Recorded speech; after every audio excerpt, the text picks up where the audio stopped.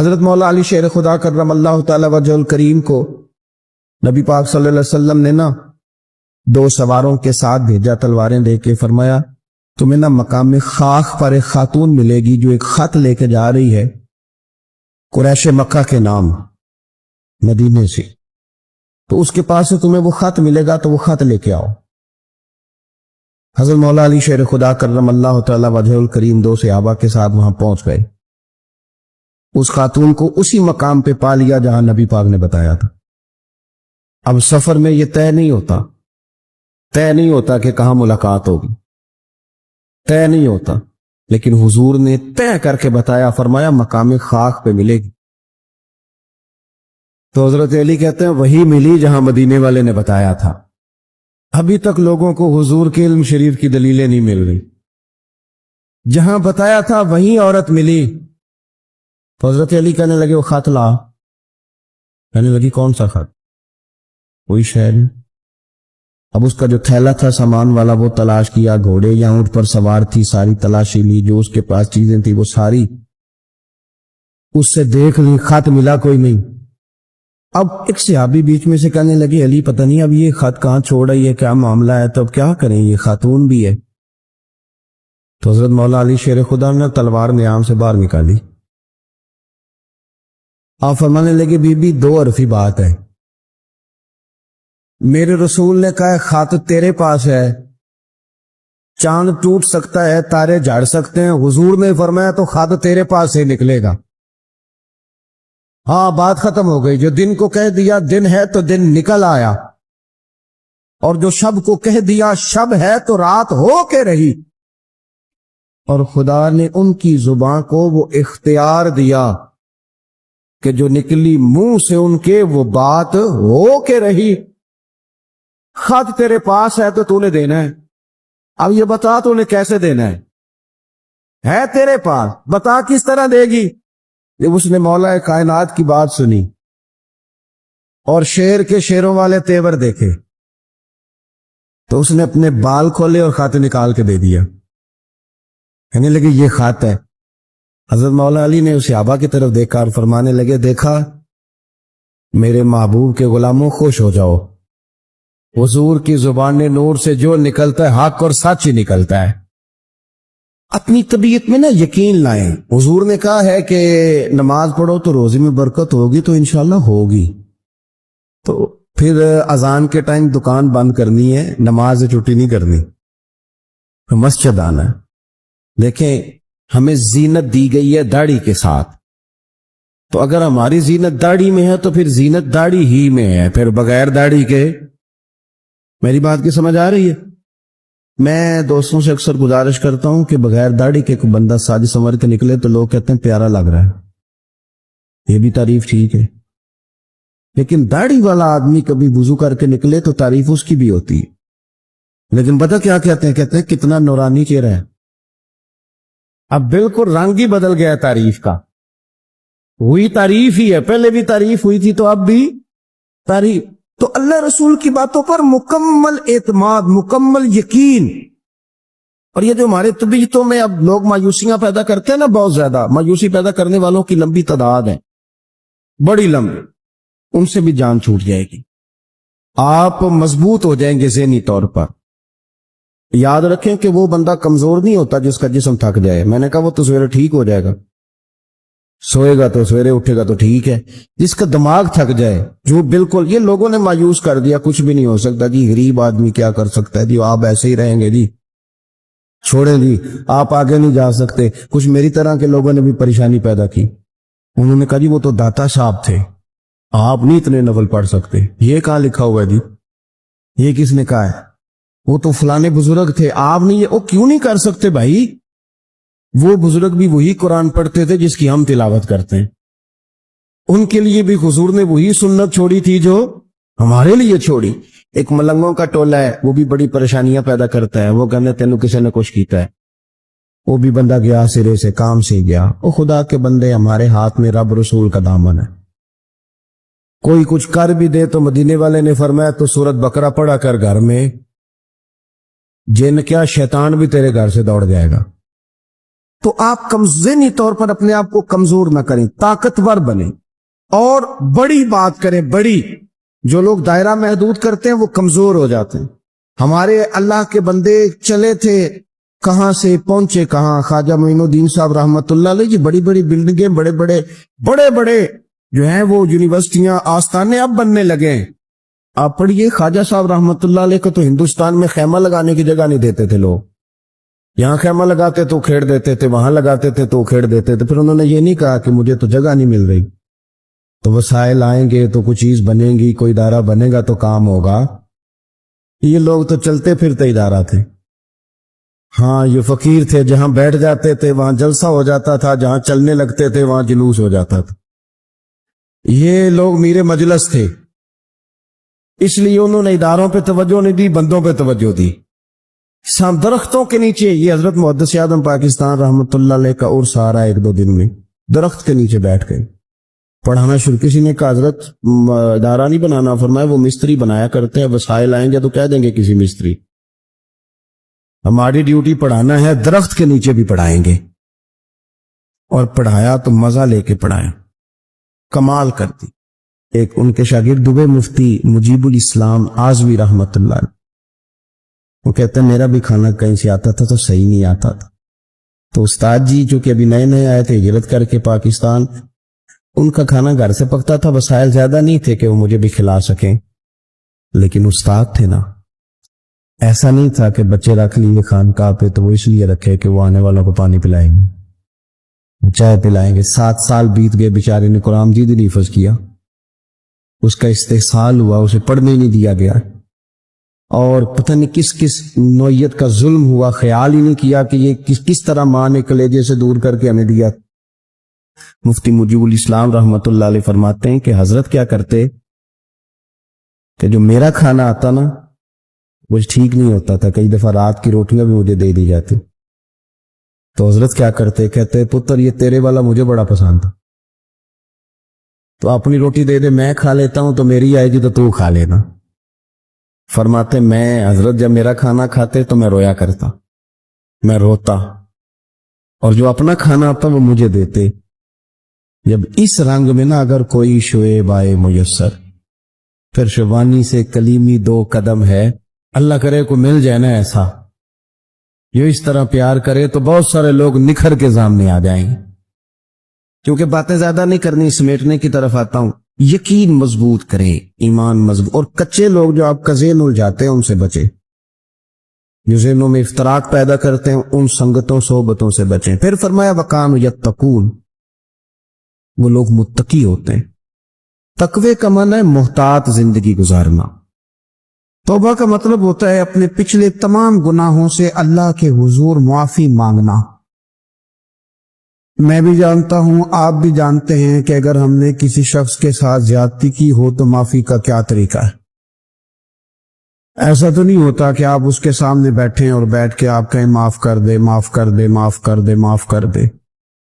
آپ کو یہ بھی پتا ہوتا ہے کہ یہ بندہ کس طرح کا ہے، یہ بھی پتا ہوتا ہے میری زیادتی کس طرح کی ہے، یہ بھی پتا ہوتا ہے کہ راضی کیسے ہوگا۔ ہم وہ سارے لوازمات جمع کرتے ہیں، اور اگر ہمیں یہ پتا ہونا کہ میرے اکیلے سے جانے سے یہ معاف نہیں کرے گا، تو اس شخص کو ساتھ لے جاتے ہیں جس کی وہ بات مانتا ہے، اور پھر ہم اس طرح سے منت کرنے کی کوشش کرتے ہیں کہ جیسے وہ شخص مان ہی جائے۔ صرف سمجھانے کے لیے مثال دے رہا ہوں۔ توبہ رٹا لگانے کا نام تو نہیں نا، توبہ تو اللہ کو منانے کا نام ہے۔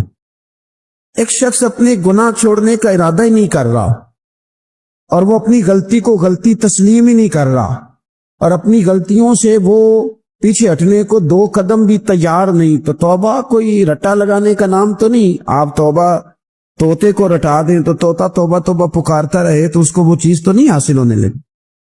توبہ ایک بڑی خاص بات صوفیاء نے لکھی ہے، اگر آپ سمجھیں تو بڑا نفع دے گی۔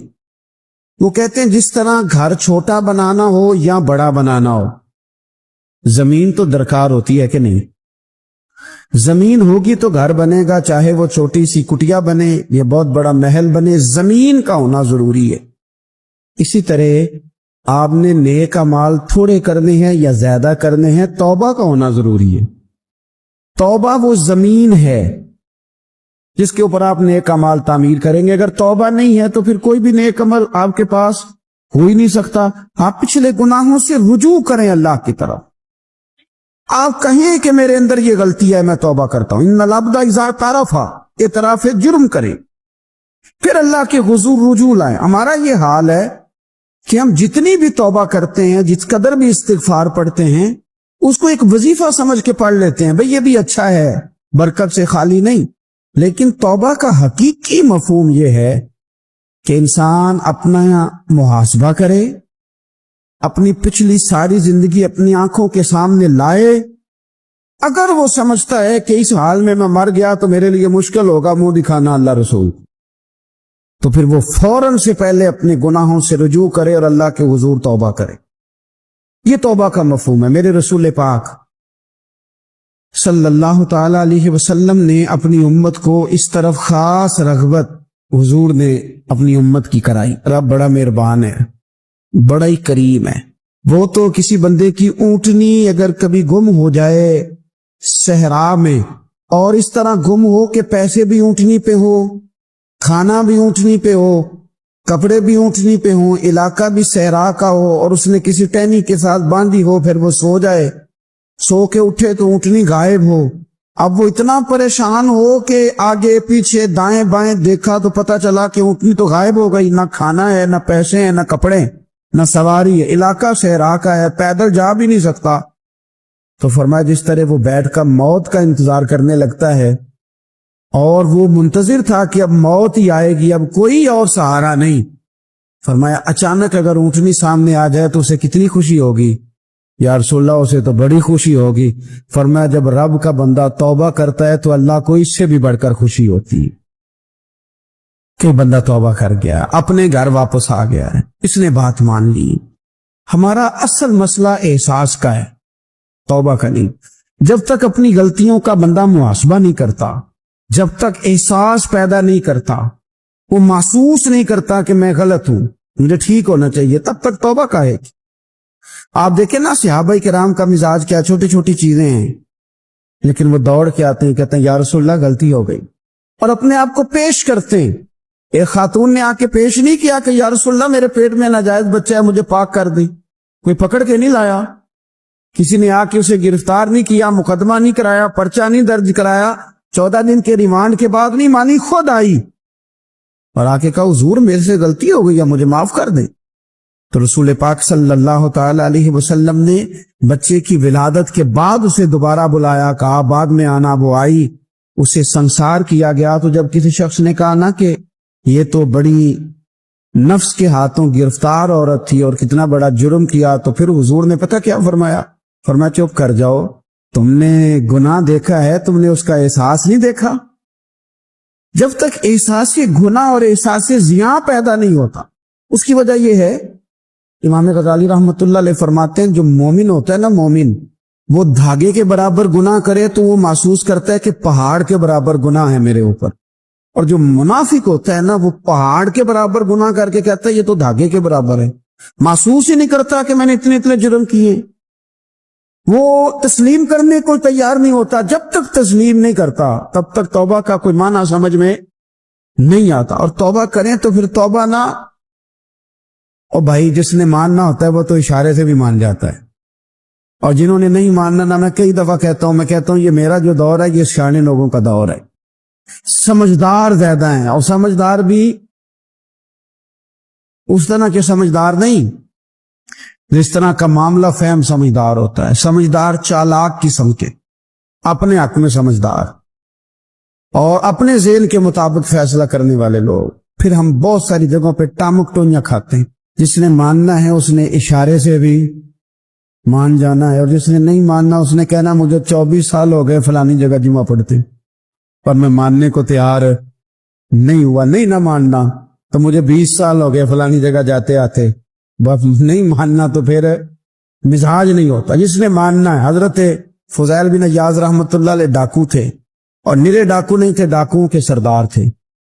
تو ارشاد فرماتے ہیں کہ میرا طریقہ یہ تھا کہ میں ایک پورے قافلے کی صورت میں حملہ کرتا تھا تو لوگ ڈرا کرتے تھے اگر کہ فضیل بن عیاض کے ڈاکوؤں نے حملہ کیا تو پھر نہیں بچتے, ایک دن گزر رہا تھا تو ایک قاری صاحب آیت پڑھ رہے تھے، لا تقنطوا من رحمت اللہ، اللہ کی رحمت سے کبھی نا امید نہ ہونا، ان اللہ یغفر الذنوب جمیعا، بے شک وہ سارے گناہ معاف کر دے گا۔ آپ فرماتے ہیں میرے دل میں بات اثر کر گئی، ماننا ہے نا؟ اس نے نہیں ماننا، اس نے 6666 آیتوں کا ترجمہ پڑھ کے بھی توجہ نہیں کرنی۔ آپ ارادہ کریں نا، آپ اپنی دل کی زمین کو زرخیز بنائیں۔ فرماتے ہیں میں فوراً وہ آیت سنی تو میں رویا، اور میں وہ حافظ صاحب کے پاس چلا گیا، ان سے اجازت لی، ان کے کمرے میں داخل ہوا۔ میں نے کہا آپ نے بھی آیت پڑھی ہے کہ اللہ سارے گناہ معاف کر دے گا؟ تو جس بندے نے کئی سال ڈاکے ڈالے ہوں، بیٹیاں روتی رہتی ہوں پر وہ مال لے کے آ گیا ہو، مائیں واسطے دیتی رہتی ہوں پر وہ لوٹ کے نکل آیا ہو، اب جی اگر وہ بندہ بھی سچے دل سے توبہ کرے تو اللہ معاف کر دیتا ہے۔ تو آفا جی کہنے لگے میں کون ہوتا ہوں تمہیں کوئی تفسیر بتانے والا، میں نے تو قرآن کی آیت پڑھی ہے، میرا رب کہتا ہے لا تقنطوا من رحمت اللہ، تم نے مایوس نہیں ہونا، تم آ جانا، معافی مانگ لینا، ان اللہ یغفر الذنوب جمیعا، اللہ سارے گناہ معاف فرما دے گا، اللہ سارے گناہ۔ تو یہ تو اللہ فرما رہا ہے۔ فضیل بن عیاض کہتے ہیں میں نے کہا ختم ہو گئی بات، توبہ بھائی۔ واپس آیا تو وہ میرے ساتھ جو تھے نا ان سے میں نے کہا سردار نیا تلاش کر لو بھائی۔ اب ارادے بدل گئے، پروگرام کچھ اور ہو گیا، اب تو لوگ ہمیں تانے دیں گے، اب تو لوگ باتیں کریں گے کہ اوتھے کی لین جانا ہے۔ فضیل بن عیاض کہنے لگے بس بھائی توبہ کرنی، اب تم کوئی اور سردار تلاش کر لو، اور اوپر سے نہیں کہا، توبہ کی تقریریں نہیں کی، دوسروں کو میسج نہیں بھیجے، اور لیکچر نہیں جھاڑے، رو کے کہا، درد سے کہا، دل سے کہا۔ تو وہ جو باقی کے تھے نا ان پر سردار کی بات کا اثر ہوا، کہنے لگے سردار ہم نے سردار نیا نہیں ڈھونڈنا، اگر چوریاں مل کے کی ہیں تو اب تو اس طرح تو نہ کر، توبہ بھی مل کے ہی کریں گے، اب اللہ بھی مل کے ہی کریں گے، اب بس تو اگر ادھر جائے گا تو ہم بھی تو جائیں گے نا۔ اللہ اکبر۔ فضیل بن عیاض کہتے ہیں ظاہر ہے مال لوٹا کرتے تھے، میں نے مسئلہ پوچھا علماء سے تو انہوں نے بتایا کہ یہ تو حقوق العباد کا مسئلہ ہے، جو لوٹا وہ تو واپس کرنا ہی پڑے گا۔ اب میں نے وہ پیسے جمع کیے، اب سارے تو میرے پاس تھے نہیں، جتنے میں دے سکتا تھا دیے، جو کھا چکا تھا وہ رہ گئے، ایک یہودی کے پیسے رہ گئے، اس کے گھر چلا گیا، میں نے جا کے اسے کہا میاں میں نے کر لیا توبہ، اور میں وہ فضیل بن عیاض ڈاکو ہوں جس کے تیرے گھر سے اتنا مال لوٹا تھا، میرے پاس پیسے کوئی نہیں، وہ پیسے لگ گئے، اب تو اس طرح کر مجھے معاف کر دے۔ وہ کہنے لگا نا جناب، یہ بھی کبھی کبھی ہوتا ہے، لوگ نہ شرافت کو بزدلی سمجھ لیتے۔ فضیل بن عیاض سے کہنے لگا میں تو پیسے لوں گا، ایسے تو نہیں معاف کرتا۔ آپ فرمانے لگے پیسے تو کوئی نہیں، یہ سچی توبہ ہے۔ تو کہنے لگا پھر اس طرح کرو، میری اونٹوں کو چارہ ڈالو، پیسے پورے ہوئے تو چلے گا نا۔ کل ڈاکو تھے، ابھی وہ تلوار چلانی آتی ہے، نیزہ چلانا آتا ہے، ڈٹنا آتا ہے، اعصاب مضبوط ہیں، مسئلہ کوئی نہیں، لیکن توبہ سچی کی ہے نا، یہ سچی توبہ والے لوگوں کا طریقہ ہے۔ اس سے کہہ سکتے تھے کہ جا آج تو لب دینی لے لے، تو یہ کہا معاف کر دے، تو تیار ہی نہیں ماننے کو۔ حضرت فضیل بن عیاض کہنے لگے اگر اونٹوں کو چارہ ڈالنے سے تو معافی دیتا ہے نا تو میں تیرے اونٹوں کو چارہ ڈالنے کو بھی تیار، کیوں کہ راضی اللہ کو کرنا ہے، اپنے ضمیر سے بوجھ اتارنا ہے، بندوں کے سامنے سرخرو نہیں ہونا، اللہ کے حضور ہونا ہے۔ توبہ کا مطلب ہے رب کی بارگاہ میں سرخرو ہونا، بندوں کے سامنے نہیں۔ حضرت فضیل بن عیاض سے کہنے لگے ڈالیں گے تیرے اونٹوں کو چارہ، کیوں نہیں ڈالنا؟ 2-4 دن چارہ ڈالا تو وہ یہودی ایک دن کہنے لگا کہ یہ نا ٹھیکریوں سے بڑی ہوئی تھیلی ہے، یہ تو ذرا اٹھا کے لا۔ حضرت فضیل بن عیاض نے اٹھا کے اسے دی، جب اس نے کھولی تو اشرفیوں کی بھری ہوئی تھی۔ تو آپ فرمانے لگے تو کہہ رہا تھا ٹھیکریاں اٹھا کے لا۔ کہنے لگا میں تورات بڑی پڑھتا ہوں، عالم ہوں، میں نے تورات میں پڑھا تھا کہ مسلمان جب سچی توبہ کر لیں گے نا تو رب ٹھیکریوں کو بھی سونا بنا دیا کرے، پھر یہ مٹی کے ڈھیلے اشرفیاں بنا کریں گے۔ تو میں نا تیری توبہ چیک کر رہا تھا، یہ اس میں نے روڑے بڑے ہوئے تھے، لیکن تو اٹھا کے لایا، تو تیری توبہ بھی سچی ہے اور تمہارا دین بھی سچا ہے۔ تب اس طرح کہا معافی اس شرط پہ دوں گا کہ مجھے کلمہ پڑھا تاکہ میں بھی مسلمان ہوتا ہوں۔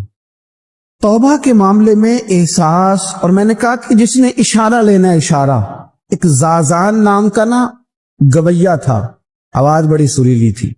शराब खाने में जब महफिलें सजती थी तो माज अल्लाह वो गाने गाया करता था, सुरीली आवाज थी। हजरत अब्दुल्ला इब्ने मसूद हुजूर के सहाबी,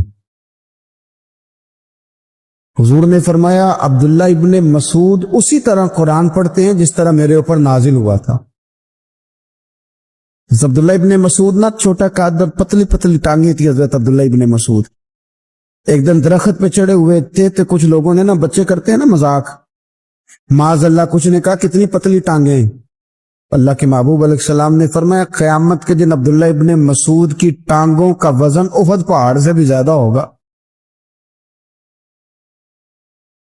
जबरदस्त सहाबी है। और हुजूर ने फरमाया मैंने जिस जिसको गवर्नर बनाया, किसी जगह अमीर बनाया, मशवरा करके बनाया, अगर मैं किसी को बगैर मशवरे के अमीर बनाता तो अब्दुल्ला इब्ने मसूद को बनाता। हजरत अब्दुल्ला इब्ने मसूद गुजर रहे थे तो वो जो जाजान नाम का गवैया था वो गाने गा रहा था। हमारी जो तकरीरें हैं ना जी, मेरी तरह के लोग, वो चूंकि जुम्मा पढ़ाना है, 45 मिनट पास करने हैं, तो ना वो जौक से तैयारी, ना वो दर्द, कौम की इस्लाह। एक तेरे हस्सा फरमाया करते थे तुम्हारा बच्चा बिगड़ जाए तो कितने पापड़ बेलते हो सही हो जाए। यकदम खुदा न खास्ता खाकम बदहन, करोड़ दफा अल्लाह माफ करे, किसी बाप को रात को खबर मिल जाए कि तेरा बेटा नशा करता है, सोएगा रात को, रोएगा कि नहीं मुसल्ला बिछा। लेकिन ये सिर्फ अपने बेटे के बारे में है। काश कौम के हर बेटे के बारे में हमारा यही ज़हन बन जाए कि यार ये क्यों बिगड़ गया है। और इस दर्द से जब हम इस्लाह करेंगे, तकरीर करेंगे, फिर आप महसूस करेंगे कि अल्लाह उसमें असर भी पैदा करे और उसमें तासीर आती। हजरत अब्दुल्ला इब्ने मसूद गुजरे तो अब दर्द था ना दिल के अंदर, और अगर किसी ने तौबा करनी आती तो जुमले से भी कर लेनी। अब गुजरे, सुरीली आवाज कानों में आई, खड़े होकर कहने लगे कौन है?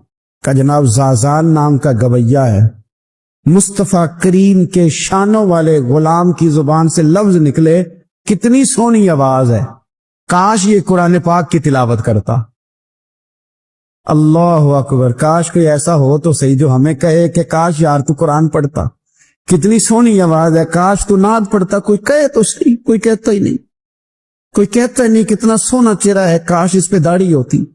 कोई कहता ही नहीं मेरी मिल्लत के जवानों को। सैकड़ों लोग हैं। एक बच्चा मुझे एक दफा मिला लाहौर में, तो मेरे गले रख के इस तरह रोया जिस तरह को बिछड़ा हुआ रोता है। मुझे लगा पीर साहब मर जान लगे हैं, कुछ साड़ी सलाह ही नहीं करता, खूब गए गुनाह में, कोई बाँ ही नहीं फटदा, कोई मिले तो सही जो हमारे दुखों का मदावा करे, कोई नहीं, अपनी अपनी नफ्सा नफ्सी, कोई बात बताने वाला ही नहीं। मैं अक्सर दोस्तों से कहता हूं कि बड़े शौक से सुन रहा था जमाना, तो हम ही सो गए दास्तां कहते कहते। लोगों का दिल करता है उनकी इस्लाह हो जाए, पर कोई दर्द वाला हो, कोई ऐसी बात हो तो तब है ना। हाय हाय। हजरत अब्दुल्ला इब्ने मसूद कहने लगे काश ये कुरान पाक पढ़ता। ये कह के चले गए। बाहर वो निकला ना, जब सारे लोग बाहर निकले उस माज़अल्लाह बुरी मजलिस से, तो चेन गोइयां हो रही थी कि आज तो यहां हजरत अब्दुल्ला इब्ने मसूद भी आए थे। तो जाजान से किसी ने कहा कि आज ना हजरत अब्दुल्ला इब्ने मसूद ने तेरी आवाज सुनी, तेरी आवाज। तो वो कह रहे थे काश इतनी सोहनी आवाज से कुरान पढ़ता तो मजा आता, काश। वो कहने लगा नबी पाक के सहाबी ने मेरा नाम लिया, गवैया होके मेरा जिक्र किया है। हजरत अब्दुल्ला इब्ने मसूद ने मेरा नाम लेके कहा कि काश मैं कुरान पढ़ता। और मेरे लिए कहा मुस्तफा के सहाबी ने, हुजूर से कुरान सीखने वाले की ख्वाहिश है कि मैं कुरान पढ़ूं। दौड़े गए, किधर मिलेंगे अब्दुल्ला इब्ने मसूद? फुला फुला जगह गुस्ल किया, वुजू किया, पैरों में लग गए जाके। कहने लगे सोनिया, जिसके कुरान पढ़ने की तारीफ मदीने वाले करें वो मेरे बारे में कहे कि मुझे कुरान पढ़ना चाहिए था। आज से मैंने ठोकर मारी सारे गानों को, सिखाओ मुझे कुरान, मैं कुरान ही पढ़ा करूं। मैं कुरान पढ़ूंगा, मैं पढ़ पढ़ के सुनाऊंगा। लोग मेरी जुबान से अल्लाह के कलाम की तिलावत सुना करेंगे। कोई बैठा हुआ मुझे दूर दुआ देता है, मैं डूबता हूं समुंदर उछाल देता है। कोई तो हो ना जो कहे, कोई तो। फरमाने लगे बस हो गई हुजूर, आप देखेंगे میں قرآن ہی پڑھوں گا، میری زبان سے اب اللہ کی کتاب کی تلاوت ہی ہو گئی، طے ہو گئی بات۔ تو کسی نے نصیحت لینی ہے توبہ کے لیے تو ایک جملہ بھی کافی ہے، ایک جملہ بھی۔ اور میں نے کہا کہ اگر صرف تقریریں سننی ہیں، واز ہی سننے اور ساری زندگی اسی پہ لگانی ہے کہ آج بڑا جملہ کا، آج بڑا مزہ آیا، آج فلانی بات ہو پہلی دفعہ سنی، کچھ قرضے دے کے جان چھوٹے گی، اس کے بغیر جان نہیں چھوٹتی۔ اپنی قضا نمازوں کا حساب لگائیں اور ان کو صحیح کر کے ادا کریں۔ ایک مسئلے میں بڑی دیر سے دوستوں کو اشارے کنایاتن باتیں کہہ رہا ہوں، پھر کہتا ہوں، میں نے شب برات کو تفصیل سے یہ بات کی تھی، پھر کرتا ہوں، اپنے معاملات کو صاف کریں۔ لینے دینے کے مسائل میں اپنے آپ کو ایک میں منت کے ساتھ بات کرنے لگا ہوں اپنے دوستوں سے، خدا را کبھی بھی بڑے سے بڑا کام کرنا یا چھوٹے سے چھوٹا کرنا، اس میں سود کا کوئی نقطہ نہ آنے دینا۔ آپ کا دل سخت کر دے گا، آپ کے آنسو لے جائے گا، کچھ نہیں بچے گا۔ اس طرح پیشاب کا ایک قطرہ کئی من دودھ کو تباہ کر دیتا۔ یہ سود آپ کے اصل مال، خدا را یہ میری منت ہے، میری گزارش ہے۔ میں ان دوستوں کو جانتا ہوں، مجھے لگتا تھا کہ یہ ولایت کا رستہ طے کریں گے، لیکن چلے کچھ جگہ مجبوریاں ہوتی ہیں، کچھ معاملات ہوتے ہیں، لیکن کوئی ایک آدھ نقطہ ایسا آتا ہے بیچ میں، وہ لے جاتا ہے ساری چیزیں۔ نبی پاک علیہ الصلوۃ والسلام نے فرمایا، بندہ بڑا سفر کر کے آتا ہے، بکھرے بال، بری حالت، رو کے دعائیں مانگتا ہے، یا اللہ یا اللہ یا اللہ کہتا ہے، پر اللہ اس کی دعا قبول نہیں کرتا۔ سونیا آپ کہہ رہے ہیں رحمت للعالمین ہو کے کہ رب قبول نہیں کرتا؟ تو حضور نے فرمایا اس نے پہنا بھی حرام پیسوں کا، کھایا بھی حرام پیسوں کا، پیا بھی حرام پیسوں کا، جتنی مرضی مانگے پھر مالک اس کی دعاؤں کو مستجاب۔ ہمارا ایک تو ہے اپنا عمل، ایک ہے توبہ، ایک بات کی اعمال۔ ہم نے ایک آخری بات یہ آپ سے کرنی ہے کہ ہمارے ذمے جس طرح ہمارے بچوں کی ڈیوٹی ہے نا، بیوی کا نان نفقہ خامد کے ذمے ہوتا ہے، ماں باپ بوڑھے ہوں تو ان کی ڈیوٹی اولاد کے ذمے، اسی طرح قیامت تک نبی کوئی نہیں آئے گا، دین کی جو ڈیوٹی ہے وہ نبی پاک کی امت نے ادا کر دی۔ اور اللہ کیا فرماتے ہیں قرآن مجید کی سورہ محمد صلی اللہ تعالی علیہ وسلم، اللہ فرماتے ہیں، یا ایھا الذین آمنوا ان تنصروا اللہ ینصرکم، اے ایمان والو اگر تم اللہ کے دین کی مدد کرو گے تو اللہ تمہاری مدد کرے گا، وَيُثَبِّتْ أَقْدَامَكُمْ، اور اللہ تمہارے قدموں کو جما دے گا،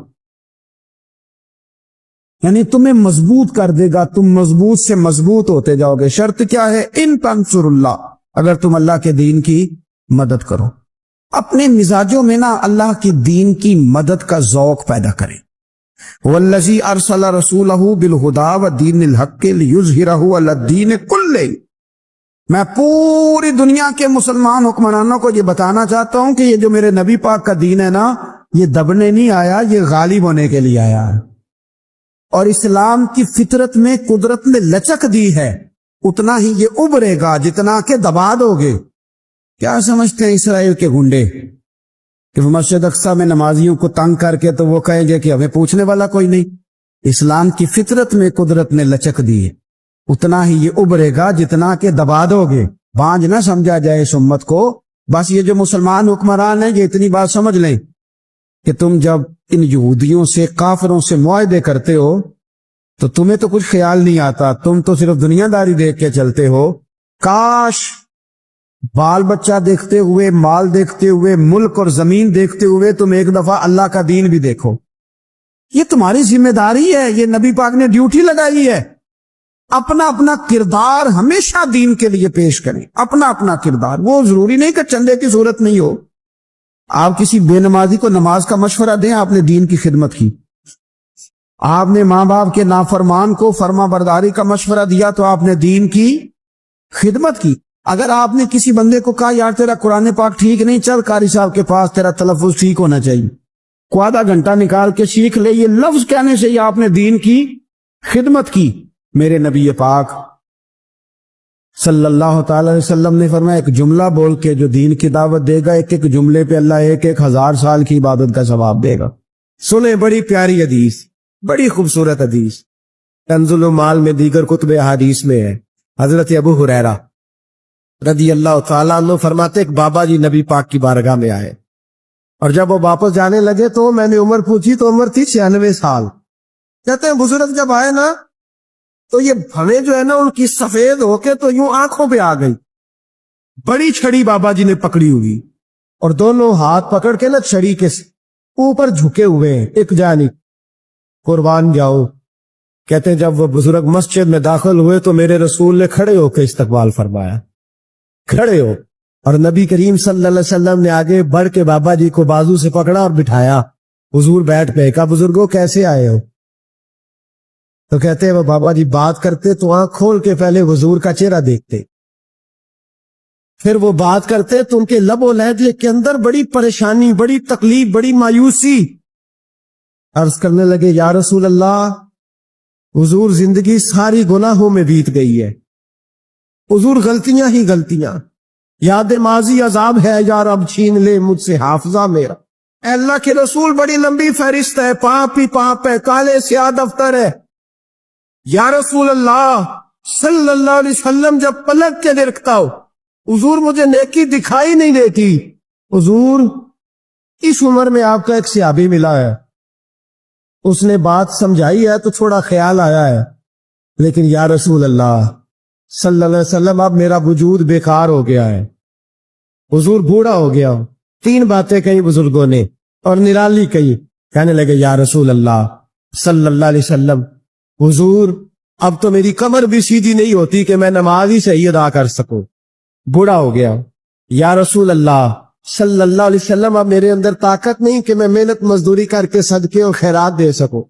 یا رسول اللہ صلی اللہ علیہ وسلم اب میں تلوار لے کے جہاد بھی نہیں کر سکتا، حضور نہ میں لمبی نمازیں پڑھ سکتا ہوں، آقا نہ میں صدقات و خیرات دے سکتا ہوں، محبوبہ نہ میں دین کے لیے کوئی جہاد کر سکتا ہوں، بیکار وجود ہے، بیکار وجود کو تو گھر والے برداشت نہیں کرتے، بچے دعا کرتے یا اللہ ابا جی کو پردہ دے دے، اماں کو پردہ دے دے، بیکار ہو گیا ہوں، اور آج آیا ہوں تو مجھ بیکار کو میرا رب قبول کر لے گا؟ آج کلمہ پڑھوں تو بیکار ہوں، کسی کام کا نہیں، نہ نماز نہ صدقات نہ جہاد، قبول کر لے گا؟ حضرت ابو ہریرہ فرماتے ہیں جیسے برسات میں بارش کی جھڑی لگتی ہے، یوں مصطفیٰ کی آنکھوں سے جھڑی لگ گئی، حضور کھل کے روئے، کھل کے۔ اور میرے حبیب پاک نے فرمایا بزرگوں بڑے مجاہد ہیں، دین کے لیے جہاد کرنے والے بڑے ہیں، رب کریم کو آپ کی تلوار کی اتنی حاجت نہیں، اور فرمایا اس کے خزانے کوئی خالی تو نہیں کہ آپ ہی گویا صدقہ دیں گے تو بھرے جائیں گے، اور فرمایا پھر رب کریم کی شان میں اضافہ نہیں کرتی عبادتیں، وہ تو بندے کو نفع دیتی ہے۔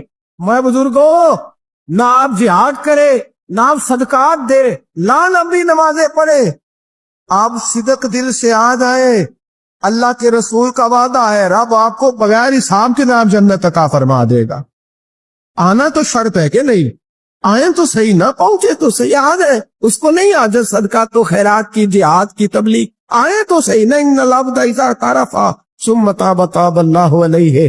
میرے حبیب نے فرمایا بندہ جب رو کے کہتا ہے نا یا اللہ غلطی ہو گئی معاف کر دے، فرمایا میرا مالک اسے فوراً ہی معاف فرما دیتا ہے۔ تو آ تو صحیح، تو آتا ہی نہیں، تو آ ہی نہیں رہا، تو گھر میں بیٹھا ہوا ہے، تو سویا ہوا ہے، تو دکانداری کر رہا ہے، تو پیسے گن رہا ہے، تو آیا ہی نہیں، آ تو صحیح۔ بلکہ میرے نبی پاک فرماتے ہیں جب اللہ پاک کا بھاگا ہوا غلام آتا ہے پھر تو اللہ زیادہ راضی ہوتا ہے، پھر تو اللہ زیادہ راضی ہوتا ہے، زیادہ راضی ہوتا ہے، تو آ تو صحیح، پہنچ تو صحیح۔ بلکہ صوفیات اور بات کرتے ہیں، وہ کہتے تو کبھی بھول کے بھی رب رب کرے تو اللہ تو اسے بھی قبول کر لیتا ہے، اور خدا کی رحمت کتنی زیادہ ہے۔ میرے حبیب کریم سید عالم صلی اللہ علیہ وسلم نے فرمایا اللہ نے اپنی رحمت کے 100 حصے کیے، کہ حضور فرماتے ہیں ایک حصہ اللہ نے دنیا میں نازل کیا ہے، کتنا؟ ایک حصہ۔ فرمایا یہ جو ماں بیٹے سے پیار کرتی ہے، باپ بیٹے کے لیے مزدوری کرتا ہے، یہ جو بہن بھائی کے لیے روتی ہے، یہ جو بیوی شوہر کے لیے دعا مانگتی ہے، یہ جو بچے ماں باپ سے پیار کرتے ہیں، فرمایا یہ اس ایک رحمت کا نتیجہ ہے، ایک رحمت کا نتیجہ۔ تو صحابہ کہنے لگے یا رسول اللہ وہ 99 کدھر ہے؟ نبی پاک نے فرمایا رب کریم نے سنبھالی ہوئی ہے، قیامت کے دن تمہیں عطا فرمائے گا۔ ابھی تو ایک نازل کی ہے۔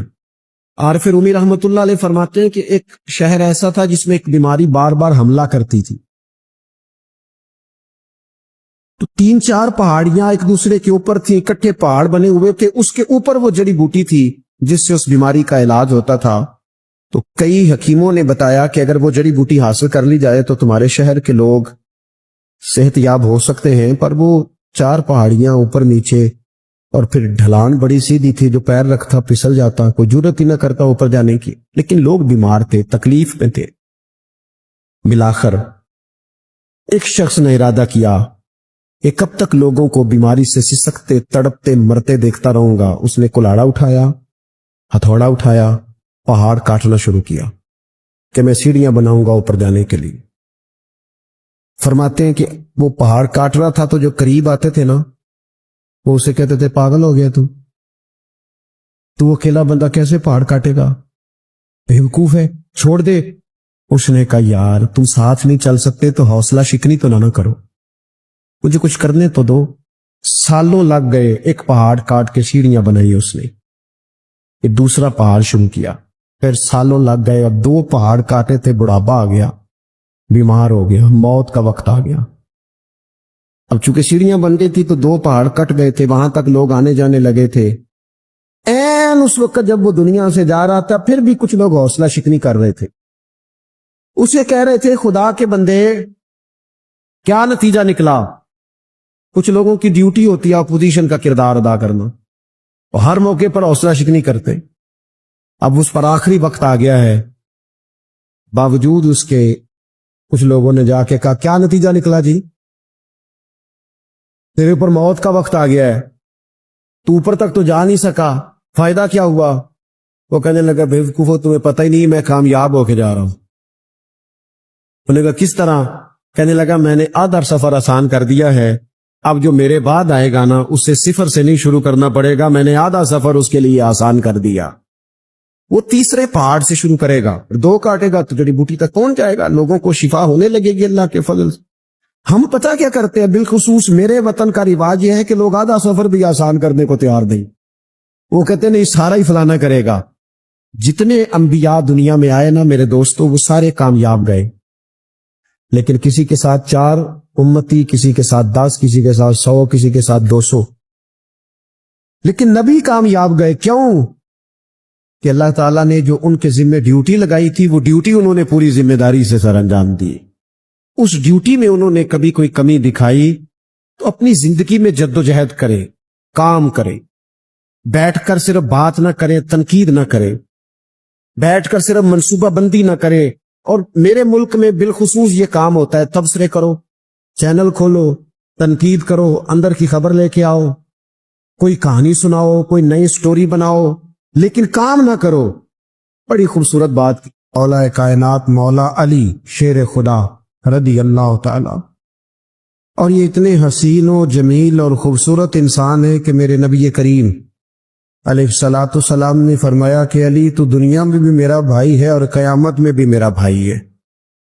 اور حضور علیہ السلام نے فرمایا جس کا میں مولا ہوں علی بھی ان سب کے مولا ہیں۔ اور حضور علیہ الصلوۃ والسلام نے فرمایا میرا علی تو وہ ہے کہ اس کو دیکھتے رہنا رب کریم تمہیں عبادت کا درجہ عطا فرمائے۔ فوراً سوال اٹھتا تھا ذہنوں میں کہ جو نہ دیکھ سکیں گے تو وہ کیا کریں گے؟ تو محبوب نے فرمایا ذکر ولی عبادہ، وہ علی کا ذکر کریں گے تو اللہ انہیں عبادت کا درجہ عطا فرمائے۔ اور حضرت علی شیر خدا کرم اللہ تعالی وجہہ الکریم جو ہیں وہ اپنی سیرت کے لحاظ سے، اپنے علم کے لحاظ سے، اپنے تقوی کے لحاظ سے، اپنی پرہیزگاری کے لحاظ سے، عدل و انصاف کے لحاظ، کچھ لوگوں کے فضائل بڑے ہوتے ہیں پر وہ ذاتی طور پر کوئی سیرت نہیں دکھا پاتے۔ حضرت مولا علی شیر خدا کے فضائل بھی بڑے ہیں اور ان کی سیرت میں اللہ نے کمالات بھی بڑے ہی رکھے۔ جس طرح نبی کریم علیہ السلام نے جناب ابو طالب کے گھر میں پرورش پائی، مولا علی کے گھر میں حضور رہے، تو مولا علی نبی کریم کے گھر میں رہے۔ وہاں پرورش پائی حضرت علی شیر خدا نے، اور ساری کی ساری ان کی تربیت رسول کریم کی مقدس آنکھوں کے سامنے ہوئی، اور حضور ان سے بڑا ہی پیار کرتے تھے۔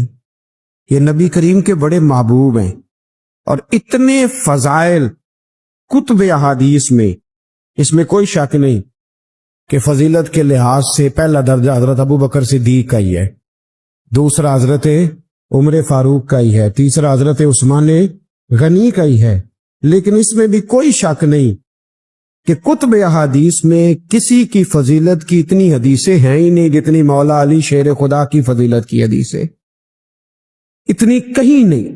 اور تمام صحابہ کے یہ مشیر تھے، تمام لوگ ان سے محبت کرتے تھے، بلکہ حضرت عمر فاروق تو فرمایا کرتے تھے اگر علی ہمارے درمیان نہ ہو تو ہم تو ہلاک ہی ہو جائیں۔ اتنی اللہ کریم نے انہیں عظمت عطا فرمائی، اور ساری زندگی انہوں نے جد و جہد میں گزاری، ساری زندگی۔ حضرت ابو بکر نے بھی خلافت کی، وہ بھی بڑی مشکل تھی، لیکن حالات سنبھل گئے۔ حضرت عمر نے بھی خلافت کی، حضرت عثمان غنی نے بھی کی، لیکن مولا علی شیر خدا کی جو خلافت تھی وہ بھی بڑی آزمائش والی، مسلمانوں کے اندرونی معاملات کو بھی دیکھنا، بیرونی محاذوں پہ بھی لڑنا، بڑی جد و جہد کی حضرت علی شیر خدا نے۔ ایک بات سب سے پہلے آج ہم نے یہ یاد رکھنی ہے کہ حضور نے فرمایا ہے کہ علی کی محبت ایمان ہے، اور علی کا بغض نفاق ہے۔ اب محبت ایمان ہے تو کیسے پتا چلے گا ہمیں حضرت علی سے محبت ہے؟ کیسے پتا چلے گا؟ محبت کا اظہار کریں گے تو پتا چلے گا محبت ہے، ہمارا لب و لہجہ بتائے گا کہ ہمیں حضرت علی سے محبت ہے، ہم کبھی ان کے تذکرے پہ خوش ہوں گے تو پتا چلے گا کہ ہمیں مولا علی سے محبت ہے، ہم کبھی ان کا ذکر کی محفل سے جائیں گے تو پتا چلے گا ہمیں حضرت علی سے محبت ہے، کبھی ان کا کوئی قول، کبھی ان کا کوئی ارشاد، کبھی ان کی کوئی بات ہمارے سامنے آئے، پھر ہمیں پتا چلے گا کہ ہمیں مولا علی شیر خدا سے محبت ہے۔ حضرت علی المرتضیٰ کی محبت ایمان ہے۔ اور پھر ویسے بھی حضرت علی اتنے دانا ہیں، حضور علیہ السلام نے فرمایا اگر میں علم کا شہر ہوں تو پھر علی دروازہ ہے، علی باب علم کے، شہر علم کے باب علی ہے۔ امام صفوری کہتے ہیں ایک دن نا حضرت جبریل امین انسانی شکل میں مولا علی کے سامنے آ کے کھڑے ہو گئے۔ کون؟ حضرت جبرائیل علیہ السلام۔ حضرت جبریل امین کھڑے ہوئے انسانی شکل میں، تو کہنے لگے علی یہ بتائیے کہ جبریل اس وقت کہاں ہے؟ انسانی شکل میں مولا علی سے پوچھتے۔ تو کچھ جو آج کل ہمارے شاگرد حضرات پڑھ جاتے ہیں نا تو وہ ذرا جلدی کرتے ہیں جواب دینے میں۔ بڑوں کو جب جواب بھی دینا بزرگوں کو تو جواب میں بھی آداب کا خیال ہونا چاہیے۔ اگر آپ کو سوال آتا بھی ہو تو پھر بھی اس میں آداب کا خیال آپ رکھیں گے، آپ فٹافٹ نہیں کہہ دیں گے کہ جناب یہ اس کا جواب ہے، یہ معنی ہے، فوراً نہیں آپ کہہ دیں گے، آپ اس میں بھی آداب کا خیال کریں گے۔ حضرت جبریل امین نے جب کہا نا کہ بتائیے جبریل کہاں ہے، تو حضرت علی فوراً بھی کہہ سکتے تھے آپ ہی تو ہے جبریل، یہ فٹافٹ کہہ سکتے تھے، اسی وقت ساری بات ختم ہو جاتی۔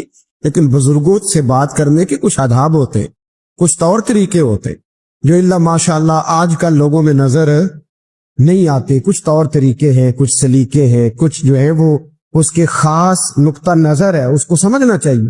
حضرت مولا علی شیر خدا رضی اللہ تعالیٰ عنہ سے جب پوچھا نا کہ جبریل امین کہاں ہے اس وقت، تو حضرت علی نے پہلے اوپر دیکھا، پھر نیچے دیکھا، پھر دائیں دیکھا، پھر بائیں دیکھا، پھر آگے دیکھا، پھر پیچھے دیکھا۔ جواب فٹافٹ تیار تھا کہ آپ ہی تو ہیں، لیکن ایسے جواب نہیں دیا۔ فرمانے لگے جناب نہ تو اس وقت حضرت جبریل مشرق میں ہے، نہ مغرب میں ہے، نہ شمال میں ہے، نہ جنوب میں، نہ 7 زمینوں میں ہے، نہ آسمانوں میں۔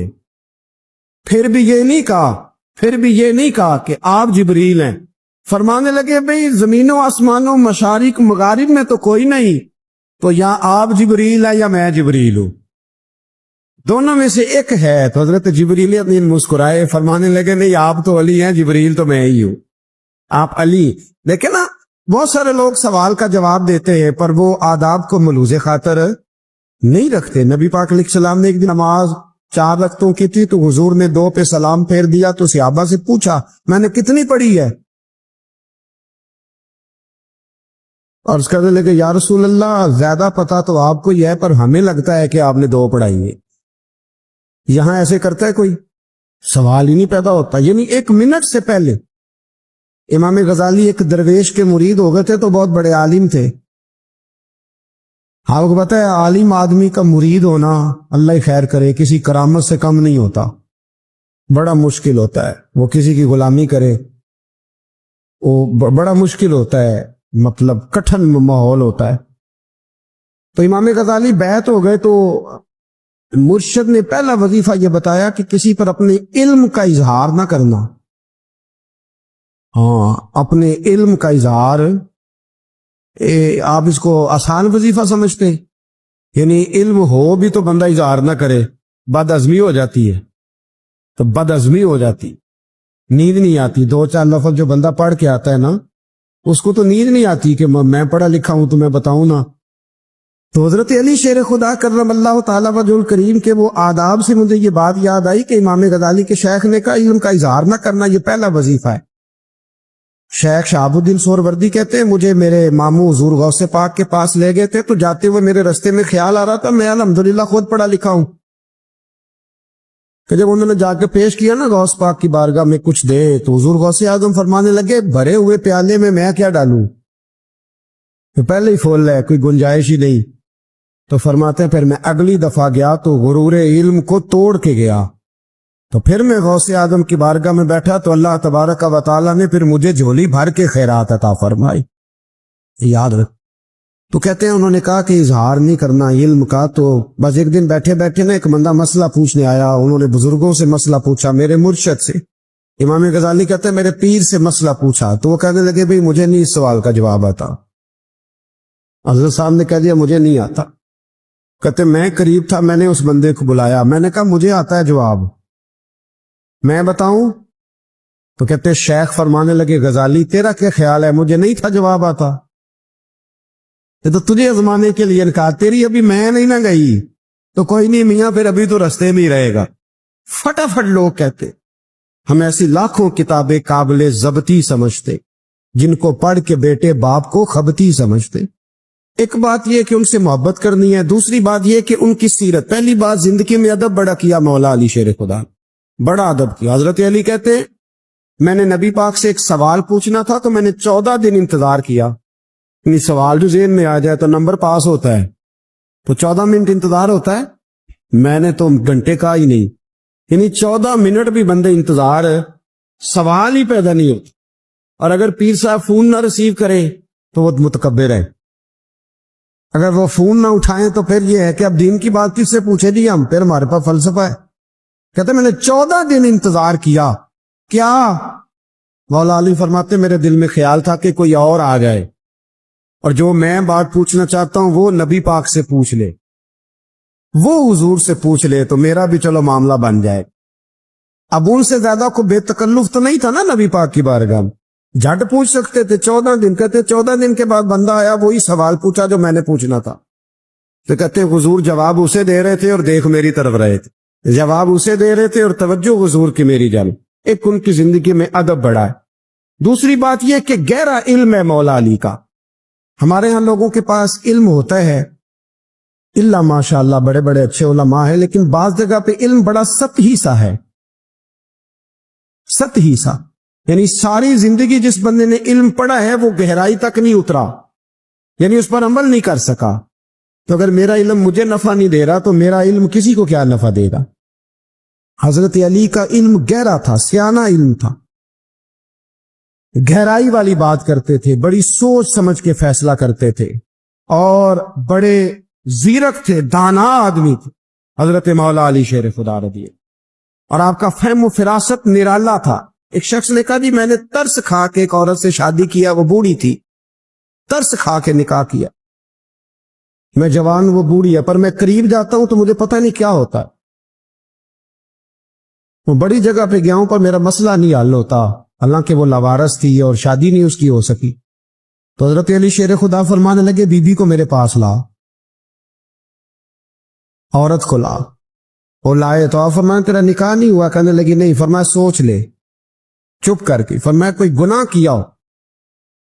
خاموش ہو گئی. کہنے لگی میں نے میرا آغاز تھا جوانی کا تو میں نے ایک ناجائز بچہ پیدا کیا اور اسے پھینک دیا, آبادی میں پھینکا.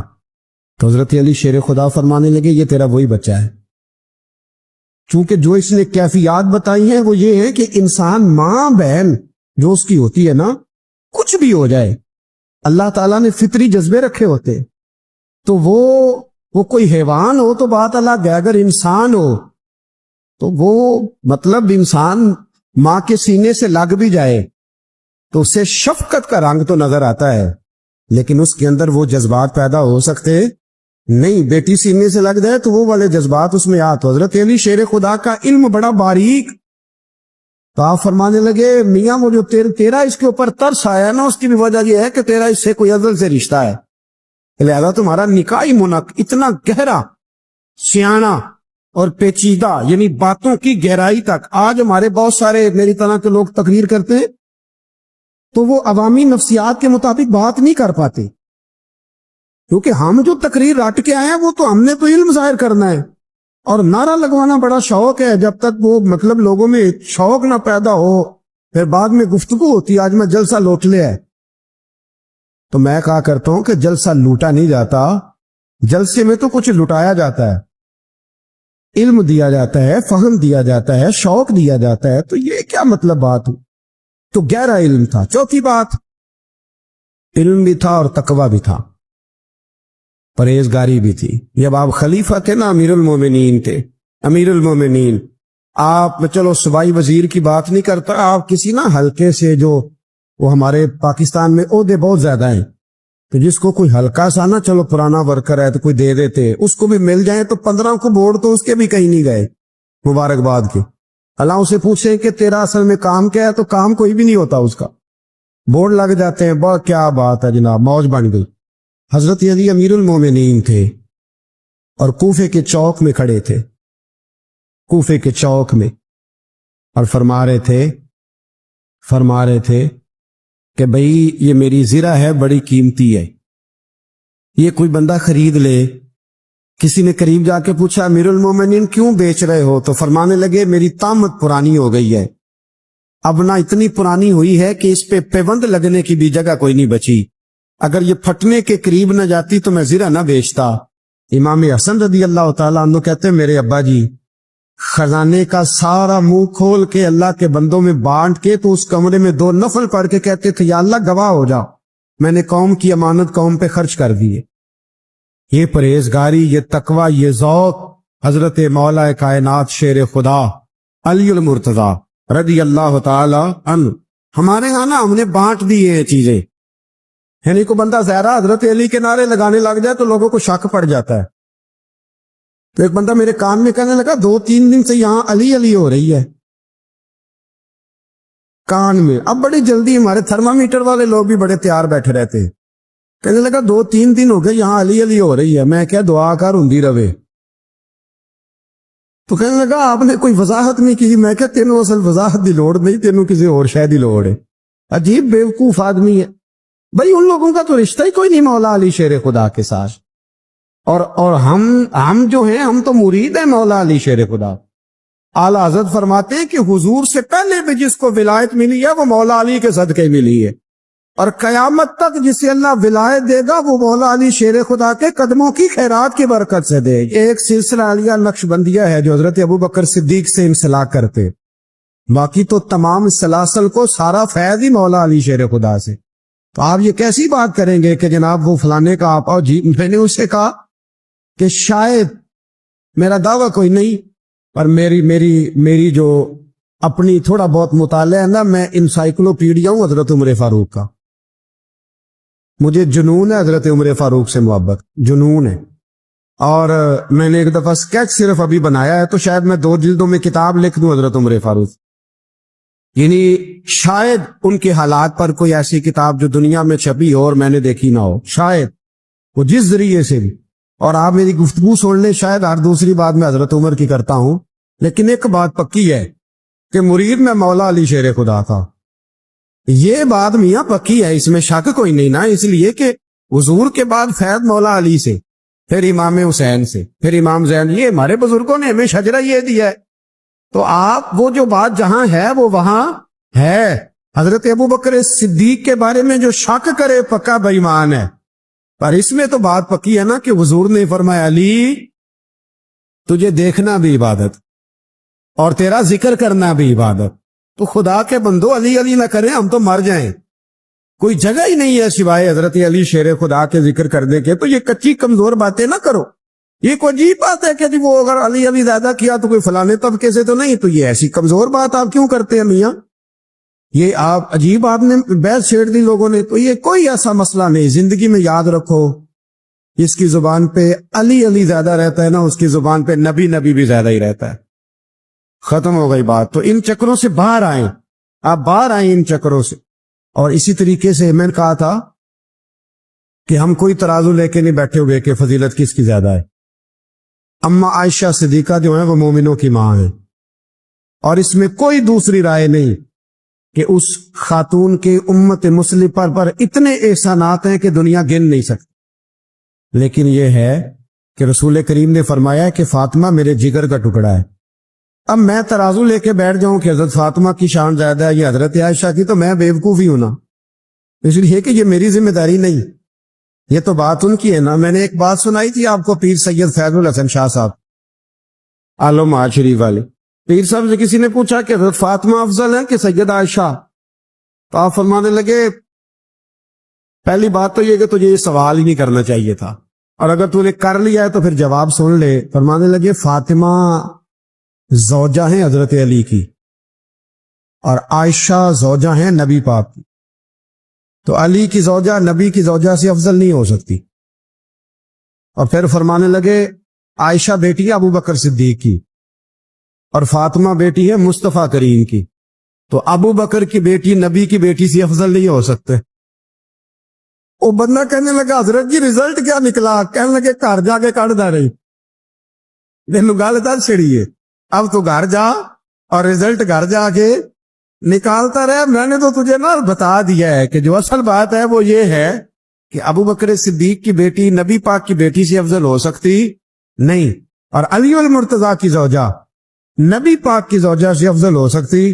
باقی جا تو نتیجہ گھر جا کے نکال, نتیجہ گھر جا کے نکال. تو ہمارے بزرگ تو اس لیول پہ سوچتے, اس لیول. حضرت عائشہ صدیقہ رضی اللہ تعالیٰ عنہ اگر گھوڑے پہ بیٹھتی تھی نا تو مولا علی لگام تھام لیتے تھے, ماتے تھے یہ ماں ہے مومنوں, یہ ماں ہے مومنوں. آپ کیا بات کرتے ہیں؟ حضرت عمر فاروق کو کبھی حضرت عائشہ بلا لیتی تو کامتے ہوئے حاضر ہوتے. ماں ہے مومن. یہ کچی باتیں چھوڑ دے, عشق کرے تو کھول کے کرے, ڈر ڈر کے نہ کرے. میں نے درجنوں تقریروں میں کہا کہ منقبتیں لکھو حضرت صدیق اکبر کی بھی, حضرت عمر کی بھی منقبت لکھو, حضرت عثمان کی بھی لکھو, اور ہم سنتے ہیں الحمدللہ وہ ساری. لیکن میرے بھائی یہ یاد رکھے, اس میں کوئی شک نہیں, ان کی عظمت شان فضیلتیں وہ بلندیاں ہیں. ہمارا یہی عقیدہ ہے, اور الحمدللہ ہماری نسلیں بھی اسی پہ قائم رہے گی.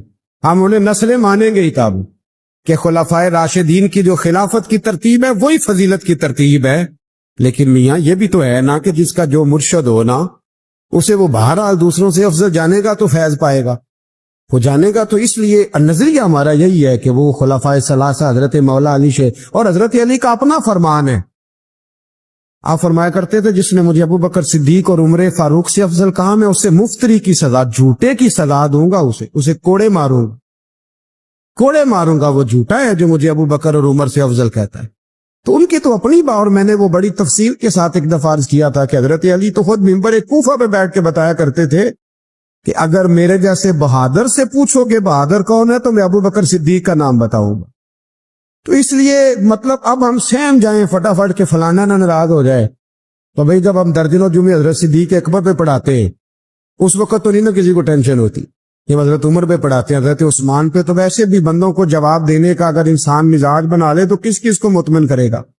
یہ تو 4 ادھر نکل جاتے ہیں تو 15 ادھر نکل جاتے ہیں.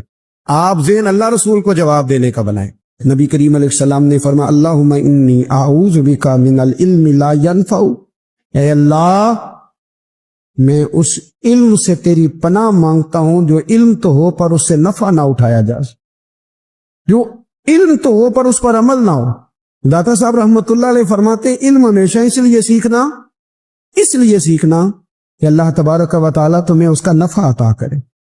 اور پھر آگے بڑھتے ہیں تو آپ فرماتے ہیں جب علم سیکھ لو تو پھر نہ اللہ رسول سے عشق کرنا، فرماتے ہیں پھر نمازیں پڑھنا آسان ہو جائے گا، روزے رکھنا آسان ہو جائے گا، قرآن مجید پڑھنا آسان، محبت کرنا۔ اور آپ نے مثال دی، جہاں بھی کوئی بات سمجھاتے ہیں ایک مثال دیتے ہیں، مثال دی، فرمانے لگے حضرت عبداللہ ابن مبارک رحمۃ اللہ تعالی علیہ فرماتے ہیں میں شروع میں ایک عورت پہ عاشق ہو گیا تھا، سمجھانے کے لیے بات کرتے، عاشق ہو گیا تھا ایک عورت پہ، تو میں نے عشاء کی نماز اس کے محلے میں جا کے پڑھی، چونکہ میرا مذہبی گھرانے سے تعلق تھا، نماز میں پڑھتا تھا، تو امام صاحب جو تھے نا، یہ داتا صاحب نے لکھا ہے کشف الماجو، امام صاحب نے نا آیات ذرا لمبی پڑھی، تو میرے دل میں خیال آیا کہ مولانا آپ تو فارغ ہیں تو ہمیں تو اور بھی کام ہے، تو کہتے ہیں نماز سے فارغ ہو کے میں اس کے گھر کے چکر لگاتا تھا، ساری رات گھومتا رہتا تھا، وہ چند لمحوں کے لیے چھت پہ آتی تھی، دو ایک بات کرتی تھی، چلی جاتی تھی، حد یہ ہے کہ مجھے کبھی اس پہ غصہ بھی نہیں آیا، اور اس کا انتظار کر کے کبھی میں تھکا بھی۔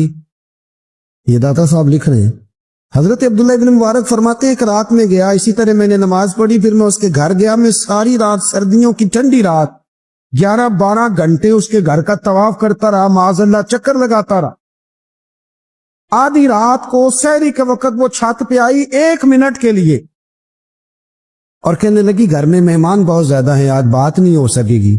حضرت عبداللہ ابن مبارک فرماتے ہیں کہ میں جب واپس لوٹا تو نہ مجھے اس پہ غصہ تھا، نہ مجھے تھکاوٹ تھی، بلکہ میرے دل کے اندر اس کے لیے محبت بڑھ رہی تھی۔ میں کہہ رہا تھا کتنی اچھی ہے بیچاری، اتنے راش میں بھی اور اتنی مجبوری میں بھی 1 منٹ کے لیے چھت پہ آئی ہے، پھر بھی مجھے اس سے پیار بڑھ رہا تھا۔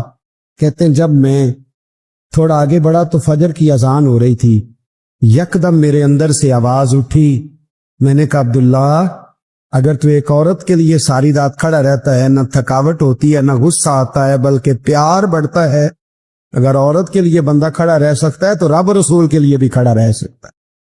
پھر تراویح پڑھنا کوئی اتنا مشکل کام نہیں ہے، پھر تہجد کے لیے اٹھنا کوئی مشکل کام نہیں ہے، شرط یہ ہے کہ پیار ہو جائے۔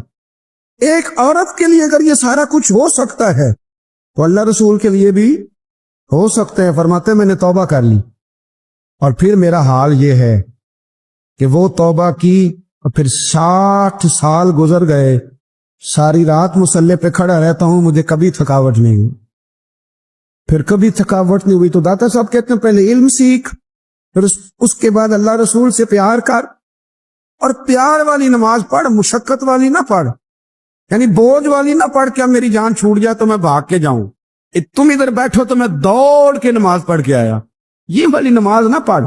پھر تو آیا تو پھر ذوق پیدا کر، پھر تیرے اندر شوق ہو، پھر تو توانائی والا جذبہ رکھے دین کے معاملے میں۔ پھر داتا صاحب ایک تیسری بات ارشاد فرماتے ہیں، ایک تیسری بات داتا صاحب کرتے ہیں، داتا صاحب کہتے ہیں کہ یہ یاد رکھ کہ جو تجھے اعزاز ملے گا نا زندگی میں، اعزاز تجھے جو زندگی میں ملے گا اور کوئی کرامت اگر تجھے ملے گی تو وہ صرف نبی پاک علیہ السلام کی سنت اور شریعت کی وجہ سے ملے گی۔ تو جتنے مرضی چلے کاٹ لے، وظیفے کر لے، کالا جادو، نیلا جادو، پیلا جادو، جو مرضی تو سیکھ لے، اگر تجھے کوئی اللہ شان دے گا تو صرف اس لیے دے گا کہ تو نبی پاک کے دین پہ عمل کرتا ہے۔ کس نے لکھا ہے؟ اللہ کرے آپ کو میں یاد کرا سکوں، اللہ کرے ایسا ہو جائے اور میری جماعت سمجھنے لگ جائے کہ داتا صاحب کہتے ہیں سنت شریعت پہ عمل کرنا چاہیے، اور میں کوئی ایسی چھپی چھپائی بات بھی نہیں کر رہا، اس کو چلا دے، کوئی ایسی چھپی چھپائی بات بھی نہیں کر رہا، کشف المعجوب دنیا کی ہر زبان میں اردو میں ملتی ہے، آپ لے کے دیکھ سکتے۔ داتا صاحب فرماتے اعزاز جو تمہیں ملے گا نا، اگر شان چاہتے ہو، وہ ہمارے نا بہت سارے ایسے لوگ ہیں جو کہتے ہیں کوئی ایسی چیز ہاتھ لگے، اعلیٰ دین کا چراغ ایسے گھسایا جائے اور فوری طور پہ پیر صاحب نے کہہ دیا تو ریل پیل ہو گئی پیسوں کی، تو میں کہتا ہوں یہ تو دین کا مزاج ہی نہیں، یہ تو دین کی طبیعت ہے ہی نہیں، یہ تو ذوق ہی نہیں دین کا، یہ طبیعت ہی نہیں، مزاج ہی نہیں۔ میرے عزیز داتا علی اجمیری رحمۃ اللہ علیہ فرماتے ہیں تو سنت پہ عمل کر، شریعت پہ عمل کر۔ اللہ کا قرآن کہتا ہے قل ان کنتم تحبون اللہ فاتبعونی یحببکم اللہ، فرمایا اللہ کا قرآن کہتا ہے کہ جب تو نبی کریم کی غلامی کرے گا نا تو اللہ خود تمہیں اپنا محبوب بنا لے گا، اللہ خود تمہیں اپنا محبوب بنا لے گا، تو اور کیا چاہیے۔ داتا صاحب نے ایک بزرگ کی بات لکھی ہے جو تابعی ہے، تابعی اس کو کہتے ہیں جو صحابہ کے شاگرد ہوتے ہیں، ایک بزرگ کی بات لکھی جو تابعی ہے، وہ فرماتے ہیں کہ ان بزرگوں کا طریقہ یہ تھا کہ وہ لوگوں سے چھپ کے نا پہاڑ کے پیچھے عبادت کرتے تھے، اور پوزیشن ان کی یہ تھی کہ کسی سے ملتے نہیں تھے، بالخصوص فجر کی نماز سے لے کر عصر کی نماز تک بکریاں رکھی ہوئی تھی، ان کو چراتے رہتے تھے فرات کے کنارے اور نفل پڑھتے رہتے تھے۔ اس وقت کو ملنے بھی نہیں آتا تھا۔ ایک شخص بڑی دور سے ان کی شہرت سن کے آیا، میں نے تو ملنا ہے۔ لوگوں نے کہا وہ اس وقت نہیں ملتے، ناراض ہوتے۔ اس نے کہا اللہ کا بندہ ہے نا، ناراض ہو بھی جائے گا تو لمبا ناراض رہے گا نہیں، اللہ والے جلدی راضی ہو جاتے۔ پہنچ گئے۔ اب وہ بابا جی نماز پڑھ رہے تھے تو کہتے میں نے عجیب منظر دیکھا کہ بابا جی فرات کے کنارے نماز پڑھ رہے ہیں اور ایک بھیڑیا ان کی بکریوں کی حفاظت کر رہا ہے۔ کہتے میں حیران رہ گیا کہ بھیڑیا تو بکریاں کھایا کرتا ہے اور یہاں چرا رہا ہے۔ کہتے میں جب گیا تو بابا جی نوافل میں مشغول تھے، مجھے دیکھ کے کہنے لگا اس وقت کیوں آئے؟ میں نے کہا حضور اگر آئے گیا ہوں تو پھر مہربانی کرے قبول فرما لیں۔ میں بیٹھ گیا تو میں نے کہا حضور یہ بھیڑیا بکریاں چرا رہا ہے، بھیڑیا اور بکریے کی صلح کب سے ہو گئی؟ تو فرماتے ہیں لمبی تقریر نہیں، ہلکا سا جملہ۔ فرمانے لگے جب سے بکریوں کے مالک نے رب سے صلح کر لی ہے نا، تب سے بھیڑیوں نے بھی بکریوں سے صلح کر لی ہے۔ بکریوں کے مالک نے رب سے صلح کر لی، گناہ چھوڑ دیے، اس کی فرما برداری میں آ، اب پھر اسے بکریاں چلانے کی ضرورت نہیں رہی۔ بکریاں نہ اب بھیڑیا چراتا ہے۔ کہتے ہیں میرے اوپر کپ کپی طاری ہو گئی بزرگوں کی بات سن کے، اور مجھے پیاس لگی اور خواہش آئی کہ پتہ نہیں اب بابا جی کچھ کھلائیں پلائیں گے بھی کہ نہیں، بابا جی کچھ کھلائیں گے بھی کہ نہیں۔ کہتے میرے دل میں خیال تھا تو بزرگوں نے نا ایک لکڑی کا پیالہ، ان کے پاس وہ غار میں بیٹھے تھے تو ایک چھوٹا سا پتھر تھا، اس کی ڈھلان بنی ہوئی، بابا جی نے اس کے نیچے لکڑی کا پیالہ رکھا، وہ رکھا ہی تھا تو وہ دودھ سے بھر گیا۔ کہتے انہوں نے مجھے دیا تو ٹھنڈا اور میٹھا دودھ، میری طبیعت خوش ہو گئی۔ بابا جی نے دوبارہ وہی پیالہ اسی جگہ رکھا تو شہد سے بھر گیا۔ 1000 سال پہلے داتا صاحب لکھ رہے ہیں، کہتے مجھے دیا۔ میں نے فوراً کہا، میں نے کہا حضور یہ دودھ تو گائیں بھینس دیتی ہے، پہاڑوں سے تو نہیں نکلا کرتا، اور شہد تو شہد کی مکھیاں دیتی ہیں، پتھروں سے تو نہیں نکلتا، یہ آپ کہاں سے نکال رہے ہیں؟ تو کہتے ہیں وہ قرآن مجید پڑھنے لگے۔ وَإِذِ اسْتَسْقَى مُوسَىٰ لِقَوْمِهِ، جب موسیٰ کی قوم نے ان سے پانی مانگا، فرمانے لگے موسیٰ کی نافرمان قوم پانی مانگے، حضرت موسیٰ پتھر پہ ڈنڈا مارے تو اللہ وہاں سے 12 چشمے جاری کر دے۔ جو رب حضرت موسیٰ کی نافرمان قوم کے لیے پتھر اور پہاڑوں سے چشمے نکال دیتا ہے نا، وہ محمد عربی کے غلاموں کے لیے پتھر اور پہاڑوں سے دودھ اور شہد بھی نکال لیا کرتا ہے۔ وہ بزرگ کہنے لگے بس بات یہ ہے کہ آج بھی ہو اگر ابراہیم کا ایمان پیدا تو آگ کر سکتی ہے انداز کلیستاں پیدا۔ کہنے لگا حضور پھر میرے لیے بھی دعا کریں۔ آپ فرمانے لگے پھر دعا، تو دعا نہ کرا تو مدینے والے کی غلامی شروع کر، تو نبی کریم کی غلامی شروع کر، تو رسول پاک کی غلامی شروع کر۔ ایک بات علم، پھر فرمایا اللہ رسول سے محبت، پھر فرمایا حضور کی غلامی۔ اس سے سارے مکاشفات کھلیں گے، اس سے سارے مشاہدات کھلیں گے، اسی سے کرامتیں ملیں گی، اسی سے مقبولیت ہوگی، اسی سے اللہ نبی کی بارگاہ میں درجہ ملے گا۔ پھر داتا صاحب آگے بڑھتے فرماتے فقر بھوکے رہنے کا نام نہیں، پورا باپ بند ہے داتا صاحب۔ فرماتے فقیری بھوکے رہنے، اور کیا بات ہے، کئی دفعہ میں نے کشف المعجوب پڑھی، کئی دفعہ پڑھی، اللہ جانتا ہے، لیکن جب پڑھتے ہیں نا کوئی نئی بات ہی ملتی۔ رات پڑھی تو ایک نئی بات سامنے آئی۔ داتا صاحب نے نا حضرت ابوبکر صدیق کا ایک قول لکھا ہے۔ حضرت ابوبکر صدیق اللہ کی بارگاہ میں دعا کرتے، کہتے یا اللہ مجھے پیسے زیادہ دے۔ اللہ اکبر، انداز دیکھے، داتا صاحب نے لکھا یا اللہ مجھے پیسے، اللہ مجھے مال زیادہ دے، پر مالک مجھے مال کی محبت نہ دینا۔ عجیب دعا ہے بھئی یہ بھی، اللہ پیسے دے پر پیسوں کی محبت۔ حضور نے کیا فرمایا؟ فرمایا ضربۃ علی فی یوم الخندق افضل من عبادت الثقلین۔ نبی پاک نے فرمایا علی کی تلوار کا ایک وار خندق کے میدان میں، ایک وار علی کی تلوار کا، فرمایا 2 جہاں میں اگر سارے لوگ نفل عبادتیں کرے تو علی کو اللہ پھر بھی زیادہ درجہ عطا فرمائے گا۔ ساری دنیا کی عبادتوں سے زیادہ درجہ لے کے ایک تلوار چلا۔ نبی پاک صلی اللہ تعالی علیہ وسلم کے نگاہ فیض سے جن لوگوں کی تربیت ہوئی اور پھر انہوں نے اپنے علم سے، اپنی حکمت سے، اپنی دانائی سے اور اپنی بے پناہ جرت اور بہادری سے دنیا میں بہترین نمونہ چھوڑا، ان میں سے ایک بڑا نام حضرت مولا علی شیر خدا کا ہے۔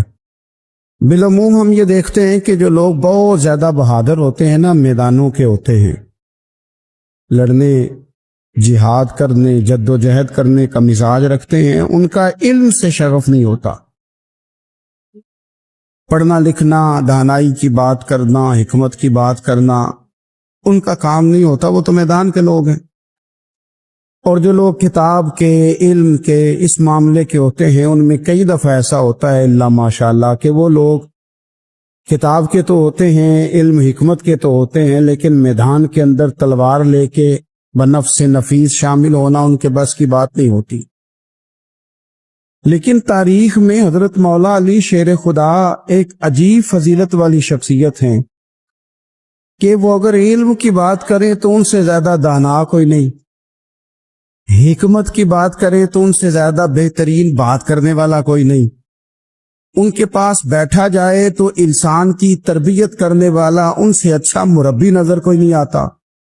یہ ساری باتیں بھی مسلمہ ہیں، لیکن اگر وہ تلوار لے کے میدان میں نکل آئیں تو دیواریں ہلتی رہتی ہیں اور در کانپ جاتا ہے، اور علی کا نام سن کے اب بھی خیبر کانپ جاتا ہے۔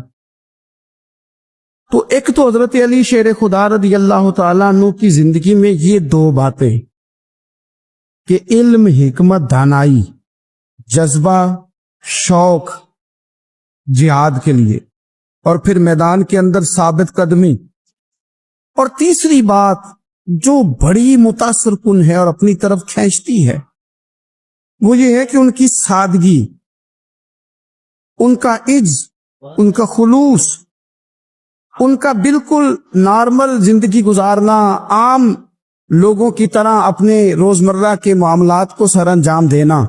جو آدمی کسی غیر معمولی حیثیت کا مالک ہو جاتا ہے نا، اس کا اٹھنا بیٹھنا عام لوگوں جیسا نہیں رہتا، اس کا کچھ نہ کچھ پروٹوکول ہو جاتا ہے، کچھ نہ کچھ اس کی آؤ بھگت ہو جاتی ہے، دو چار لوگ اس کے لیے کھڑے ہونے لگ جائیں تو اس کے ذہن میں بھی بات آتی ہے کہ میں کچھ چیز ہوں، اللہ معاف فرمائے۔ لیکن بالکل ایک سادہ زندگی، عام لوگوں کے لیے دستور عمل، یہ تین باتیں بڑی متاثر کن ہیں۔ آپ دیکھیے، سب سے پہلے تو ایک بات سمجھیں، اللہ تعالیٰ نے قرآن مجید میں فرمایا کہ ان الذین آمنوا وعملوا الصالحات سیجعل لهم الرحمن ودا، فرمایا بے شک وہ لوگ جو ایمان لائے اور جنہوں نے نیک اعمال کیے، رحمان لوگوں کے دلوں میں ان کی محبت پیدا فرما دے گا۔ حضرت عبداللہ ابن عباس رضی اللہ تعالیٰ عنہ فرمایا کرتے تھے اس آیت کا پہلا مصداق حضرت علی شیر خدا ہیں۔ کیوں؟ اس لیے کہ حضرت علی شیر خدا فرماتے ہیں، بخاری مسلم میں فرماتے ہیں، مجھے قسم ہے اس ذات کی جس نے زمین چیر کے دانا پیدا کیا ہے، مجھ سے رحمت عالم صلی اللہ علیہ وسلم نے وعدہ فرمایا کہ علی یاد رکھنا تم سے صرف مومن ہی پیار کرے گا، اور جس سینے میں تمہارا بغض ہوگا وہ سینہ مومن کا نہیں منافق کا ہوگا۔ تم سے مومن پیار کریں گے، مومنوں کے دلوں میں کشش ہوگی تمہارے لیے، ان کے سینے کشادہ ہوں گے تمہارے حق میں۔ حضرت مولا علی شیر خدا کی محبت، ان کا نام آئے تو دل ٹھنڈا ہو جائے، آنکھوں میں روشنی آئے، چہرہ روشن ہو جائے، تو مانا یہ ہے کہ ایمان مضبوط ہے دل میں۔ اور اگر بندہ کمزور ہونے لگ جائے، اگر اس کی کیفیات کوئی اور رنگ پیش کرے، تو مانا یہ ہے کہ ایمان سینے میں مضبوط نہیں ہے۔ حضرت علی شیر خدا سے حضور کا جو قربت کا تعلق، دیکھیں کچھ لوگ ایسے ہوتے ہیں کہ جن سے قربت ہوتی ہے، آپ نے کبھی دیکھا ہے ہر بندے سے مل کے بندہ رو نہیں سکتا، ہر بندے کو دیکھ کے رونا آتا نہیں، لیکن کچھ لوگوں سے روح ملتی ہے نا کسی کی، تو ویسے کبھی وہ بندے مل جائے نا، دل کرتا ہے تینوں سامنے بٹھا لاں تیر درد پرانے چھیڑا۔ کچھ لوگ ایسے ہوتے ہیں جن کے ساتھ حضور تشریف فرما ہے، حضرت علی شیر خدا کہیں گئے ہوئے ہیں تو محبوب کیا فرماتے ہیں؟ فرماتے ہیں اللہ اس وقت تک میرے پاس حضرت اسرائیل کو نہ بھیجنا جب تک میں علی سے ملاقات نہ کر لوں. دعائیں ہو رہی ہے کہ میری جب تک ملاقات نہ ہو جائے میرا جانے کا وقت نہ آئے. مشکات میں حدیث موجود ہے. تو سرور کائنات علیہ السلام کا جو ان کے ساتھ قربت ہے، حضور کا جو ان سے پیار ہے، حضور نے ہر مہاجر کو ایک انصاری کا بھائی بنایا. انصار کے اندر حضور نے بھائی چارہ قائم فرمایا، اور یہ تاریخ کا وہ والا بھائی چارہ ہے جس کی نہ اس سے پہلے کوئی مثال ہے، نہ قیامت تک دوبارہ کوئی مثال دی جا سکتی ہے. بھائی جب سگے بھائی جب شادی شدہ ہو جاتے ہیں نا، ان کی اپنی اپنی جیبیں ہو جاتی ہیں، اپنی اپنی گفتگو ہو جاتی. 6 ماہ کے بچے کے بارے میں بھی وہ کہنے لگ جاتے ہیں میں نے بچوں کا بھی تو کچھ بنانا ہے نا. انہیں بالکل اب وہ چیزیں نظر آنی بند ہو جاتی ہیں جس میں والدین اور بہن بھائی شامل ہوتے ہیں. وہ کہتے ہیں میرے بھی تو بچے. لیکن یہ بھائی چارہ مہاجرین اور انصار کا اتنا زبردست اور معنی خیز ہے. حضور نے بھائی چارہ قائم فرمایا. سگے بھائیوں کو وراثت دینا مشکل ہوتا ہے. بڑا کہہ رہا ہوتا ہے کمائی تو میں نے کی تھی، چھوٹا کہہ رہا ہوتا ہے کہ باہر تو پہلے میں گیا تھا. جھگڑے.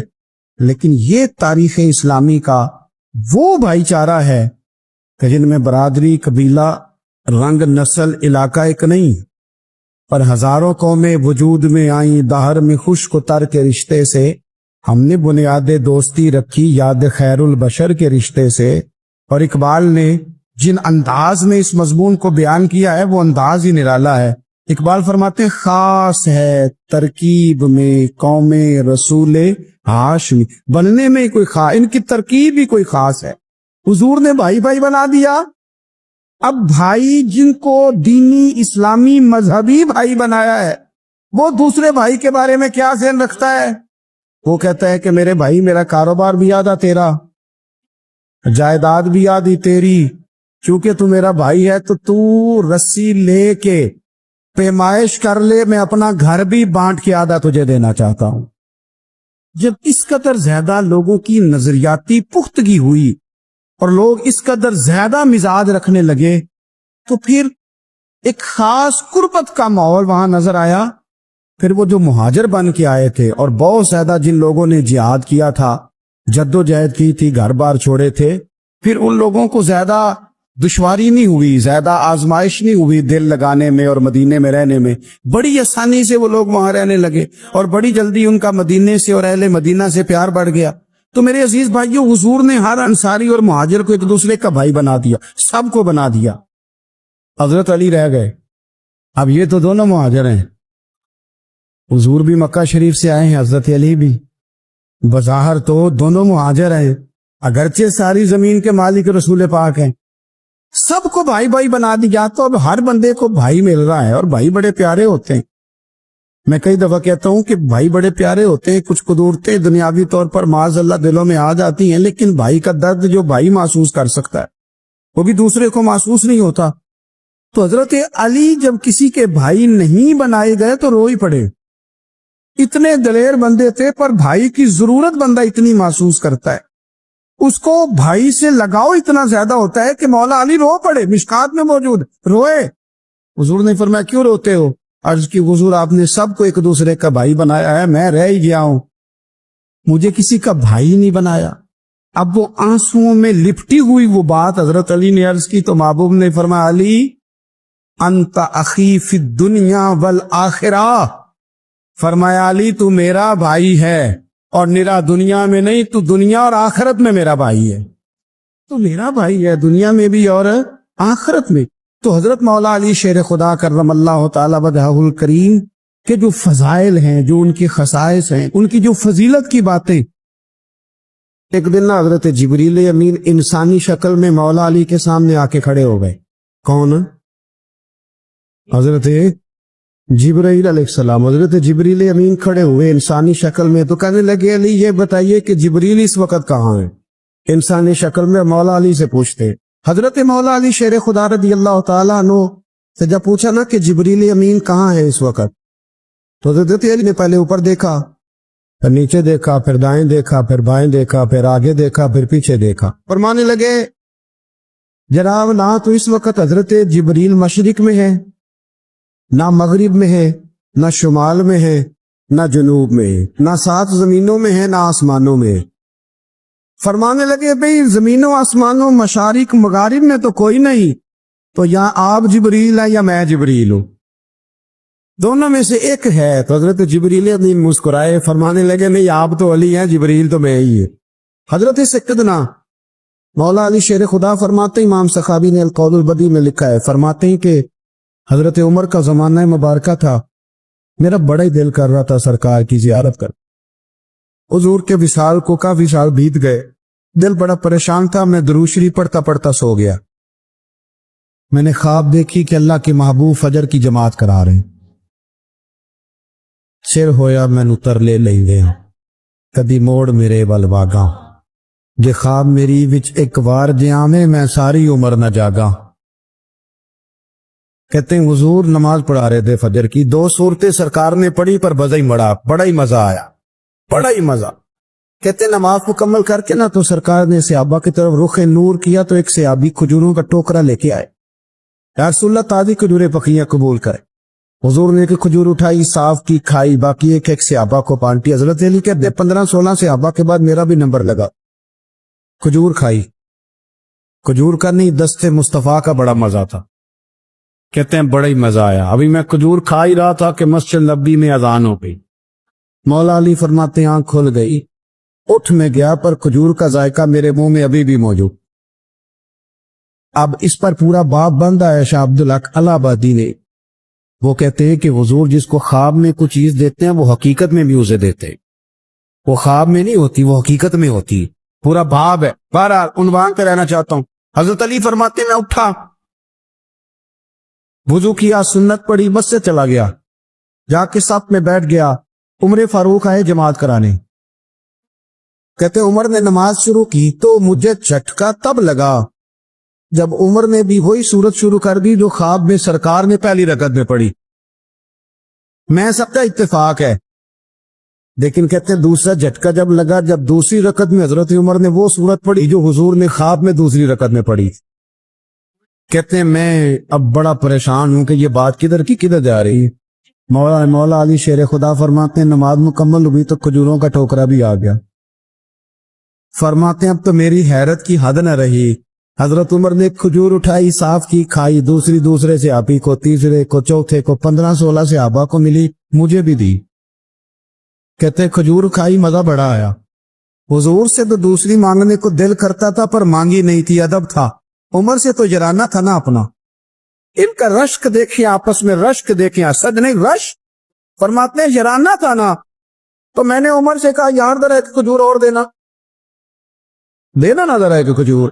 تو کہتے ہیں جناب عمر فاروق نے کھجور اٹھائی، صاف بھی کی، میں سمجھا ملنے لگی ہے، اٹھائی پی، صاف بھی کی، اور دوسرے صحابی کی طرف ہاتھ بڑھایا، میری طرف دیکھ کے ہلکا سا مسکرائے، فرمانے لگے علی ایسے نہ کر، اگر رات کو نبی پاک سے دوسری لیتا تو میں بھی سویرے تجھے دوسری دے دے۔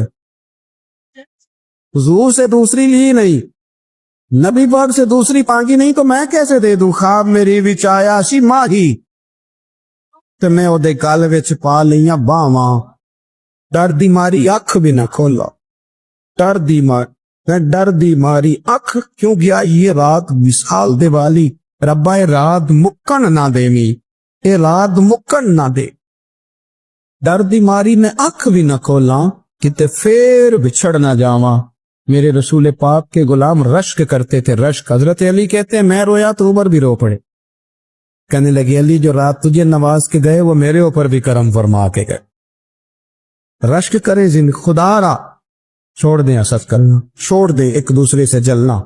اب تو آپ یقین کریں تین دار لوگوں کا، اہل حق لوگوں کا جواب در جواب، جواب الجواب، اس طرح ہم نے الجھایا ہے چیزوں کو کہ نئے آنے والا آدمی کہتا ہے کہ دین کی اصل بات اصل میں بتا کون ہوا، تو میلہ لگ گیا ہے، کوئی کہانی سنا رہا ہے، کوئی بات کر رہا ہے، اس کو غلط کہہ رہا ہے۔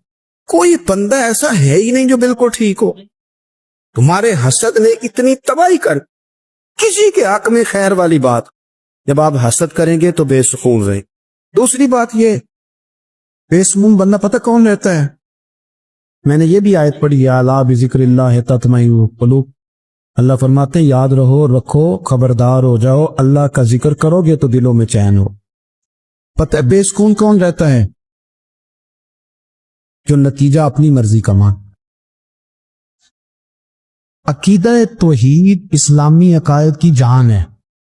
جب آپ نے کہا لا الہ الا اللہ محمد الرسول اللہ صلی اللہ علیہ وسلم، اس کا معنی یہ ہے کہ اب میں اپنے آپ کو اپنے اللہ کے حوالے کرتا ہوں۔ اب رب غریبی میں رکھے پھر بھی میں راضی ہوں، بیماری میں رکھے پھر بھی راضی ہوں، صحت میں رکھے پھر بھی، اولاد دے تو پھر بھی راضی، نہ دے تو سمجھے میری بات۔ یہ توحید ہے۔ ہم نہ ٹھیک ہونا چاہتے، دوست اکثر آ کے کہتے ہیں کہ وظیفہ بتائیں، طبیعت ٹھیک نہیں رہتی تو انہیں کہتے ہیں سورہ فاتحہ پڑھو، کہتے ہیں بڑی دیر سے پڑھ رہا ہوں پر شفا نہیں ہو رہی، تو میں کہتا ہوں پھر آپ اللہ کی رضا پہ راضی ہو جائے، پھر اللہ کی رضا پہ راضی رہنا بھی تو سیکھو نا، راضی رہنا بھی تو سیکھو۔ بہت ساری بے سکونی اس بات کی ہے کہ ہم ہم چاہتے ہیں میری مرضی کا سکون ہو، میری مرضی کا گھر ہو، میری مرضی کے بچے ہوں۔ بھئی ایسا نہ کریں، آپ اپنے حق میں اپنے رب کے فیصلوں کو قبول کریں، آپ قبول کریں اپنے مالک کے فیصلے۔ نبی رحمت صلی اللہ تعالی علیہ وسلم نے مولا علی شیر خدا اور حضرت عمر فاروق، بندے بھی حضور نے وہ چنے جو سرخیل ہیں دونوں، مولا علی فاروق اعظم امیر المومنین، دونوں کو بلایا اور بلا کے فرمایا کہ میرا جبہ لے جاؤ اور میرے بعد، میرے وصال کے بعد وہاں جانا کرن میں، تمہیں اویس ملے گا، اسے میرا جبہ دینا۔ اور دیکھو کیا خوبصورتی ہے لفظوں میں، یہ بات ان کی شان کو کہاں سے کہاں لے گئی۔ بابو فرمانے لگے اسے کہنا میری امت کی بخشش کی دعا کرے، اسے کہنا میری امت کی بخشش کی۔ حضرت علی المرتضیٰ کا رتبہ بھی ان سے زیادہ ہے، جناب عمر کا رتبہ بھی، اس کا مطلب ہے بڑا بھی چھوٹے سے کبھی کبھی دعا کے لیے کہہ سکتا ہے کہ یار میرے لیے دعا کر دینا۔ نبی کریم علیہ السلام نے جبہ دیا، جبہ دے کے بھیجا۔ حضرت عمر گئے ملنے، جناب مولا علی گئے، جا کے پوچھا وہ کدھر ہے، کہا وہ دیوانے سے گھومتے رہتے۔ جب ملاقات ہوئی حضرت اویس کرنی دوڑے آئے، جناب عمر کہنے لگے آپ کا نام اویس ہے؟ کہنے لگے ہاں عمر فاروق میرا نام اویس ہی ہے۔ پھر آگے بڑھ کے کہنے لگے علی آپ کی طبیعت مبارک کیسی ہے؟ پھر وہ جبہ وصول کیا، کہا محبوب نے کہا تھا امت کے لیے دعا کرنا، تو حضرت اویس نے فوراً سر سجدے میں رکھ دیا۔ اور داتا صاحب حدیث لائے ہیں، محبوب فرمانے لگے اللہ تعالی بنو کلب کے قبیلے کی بکریوں کے بالوں کی تعداد کے مطابق اویسے کرنی کی دعا کی برکت سے میری امت کو جنت میں داخل کرے۔ اتنا بڑا اعزاز، اتنا بڑا اعزاز۔ حضرت اویسے کرنی رضی اللہ تعالیٰ انہوں نے دعا کی، پھر واپس لوٹے۔ یہ تو داتا صاحب کی بات ہے۔ اب اگلے جملے حضرت محدث بہاولپوری نے ایک ذکر اویس نام کی کتاب لکھی ہے، حضرت علامہ فیض احمد صاحب اویسی رحمت اللہ علیہ، انہوں نے لکھا ہے کہ حضرت عمر فاروق اور مولا علی جب مل رہے تھے نا، تو ایک تیسرے شخص نے کہا کہ اویس ان کی زیارت کر لو جنہوں نے حضور کی زیارت کی، ان کی زیارت کر لو، چلو آپ حضور کی زیارت نہیں کر سکے تو زیارت کر لو۔ تو حضرت اویس کرنی اٹھ کے قریب گئے تو جناب علی المرتضیٰ جناب عمر سے کہنے لگے حضور کی داڑھی مبارک میں کتنے بال سفید تھے؟ زیارت تو نہیں کی، داڑھی میں کتنے بال ہیں؟ انہوں نے یہ نہیں کہا ہمیں پتہ نہیں، کیونکہ سوال دوسرے کا تھا۔ ان دونوں کا سوال ہے، یہ نہیں کہا ہمیں پتہ نہیں۔ باقی کتابوں میں الفاظ اور ملتے ہیں، میں وہ والی بات بیان کر رہا ہوں جس میں ادب زیادہ پایا جاتا ہے۔ کہا کتنے بال سفید تھے؟ تو یہ نہیں فرمایا مولا علی اور جناب عمر نے کہ ہمیں پتہ نہیں۔ کہنے لگے ویس آج آپ ہی بتائیں گے کتنے سفید، آج آپ ہی بتائیں کتنے ہیں۔ تو حضرت سیدنا اب ایسے کرنی کہنے لگے محبوب کی داڑھی مبارک میں 17 بال سفید تھے، 17 بال سفید تھے، یہ ان کی زیارت کا حال۔ حضرت مولا علی شیر خدا رضی اللہ تعالیٰ عنہ کا عالم یہ تھا کہ باوجود غربت کے، باوجود غریبی کے، گھر میں کوئی شے، اور یہ جان بوجھ کے غربت اختیار کی تھی ورنہ تو مالک تھے کونین، باوجود فقر اختیاری کے حضرت علی رضی اللہ تعالیٰ عنہ کے دروازے سے خالی کوئی نہیں جاتا تھا۔ ایک سائل مسجد میں مانگنے آ گیا، مسجد میں مانگنے آ گیا تو حضرت علی نماز پڑھ رہے تھے۔ ایک طرف حال یہ ہے کہ حضرت علی کو تیر لگ گیا، ایک جنگ میں 2-3 تیر لگ گئے، تو حکیم کہنے لگے حضرت آپ کو درخت کے ساتھ باندھیں گے پھر تیر نکالیں گے ورنہ تو آپ بڑا تڑپیں گے۔ حضرت علی فرمانے لگے ضرورت ہی کوئی نہیں، جب میں نماز کی نیت باندھوں تو نکال لینا مجھے پتا بھی نہیں چلے گا۔ ایک طرف حال یہ ہے، ایک طرف، اور دوسری جانب کیا حال ہے؟ ایک مانگنے والا فقیر مدینے آیا تو صحابہ اپنی اپنی نمازیں پڑھ رہے تھے، حضرت علی بھی نماز میں تھے، نماز میں ہی رب کے بندوں کا خیال آ گیا۔ حضور کی حدیث میں نے سنائی تھی نا، نبی پاک فرماتے ہیں میں اللہ کی نماز پڑھ رہا ہوتا ہوں پر بوڑھے کا خیال آتا ہے تو نماز چھوٹی کر دیتا ہوں، بیمار کا خیال آتا ہے تو چھوٹی۔ حضرت علی کہتے ہیں مسجد میں آ کے پکارا تو میں نے سلام بھی پھیرنے کا انتظار نہیں کیا، میرے پاس چاندی کی انگوٹھی تھی، میں نے فوراً اتاری اور نماز کے دوران ہی میں نے اس کی جانب پھینک دی۔ فرماتے ہیں اس سائل نے جا کے حضور کو بتایا، حضور آج میں مسجد میں گیا ہوں، سب نماز پڑھ رہے تھے، کچھ ملا نہیں۔ حضور نے فرمایا وہاں علی نہیں تھے؟ حضور تھے۔ فرمایا پھر کچھ ملا؟ کہا حضور اس نے تو نماز پڑھتے پڑھتے بھی سخاوت کر دی ہے، نماز پڑھتے پڑھتے بھی سخاوت کر دی۔ مالاں والے سخی نہیں ہوں، کون پیسے والے سخی؟ میں نہیں دیا کہا، بیا صاحب کہہ رہے ہیں مالاں والے سخی نہیں ہوں، تے سخیاں مال نہیں ہوں، ایتھے اوتھے دعا جہان نہیں، سخی کنگال نہیں ہوں۔ نبی پاک نے فرمایا جس کی جیب میں پیسے ہیں وہ سخی نہیں ہوتا، جس کا دل بڑا ہے وہ سخی ہوتا ہے۔ حضرت علی شیر خدا گھر میں 3 دن کھانا نہیں پکتا پر جو آتا ہے وہ جھولی بھر کے لے کے جاتا ہے، وہ جھولی بھر کے۔ بھائی زندگی اس کی ہے جس کی دین کے کام لگ گئی، ورنہ لوگ وقت ضائع کر کے چلے جاتے ہیں۔ پیسہ کمانا، دولت کمانا، رزق حلال کمانا عبادت ہے، پر اس کو دین ایمان بنا لینا حسن نہیں زندگی کا۔ لوگ اپنا آپ ضائع کر دیتے، اپنا آپ ضائع نہ کرو۔ شیر خدا کا محل کوئی نہیں تھا پر لگتا ہے ساری کائنات شیر خدا کی جاگی ہے۔ حضرت علی رضی اللہ تعالیٰ عنہ کا بینک بیلنس نہیں تھا، لیکن آج اگر اللہ کسی کو نور بصیرت دے تو وہ اٹھ کے دیکھے کائنات میں جتنا کچھ بھی ہے، آج پورے عالم دنیا میں، عالم اسلام میں حضرت علی کا ہی ذکر ہو رہا، پوری دنیا حضرت علی کا۔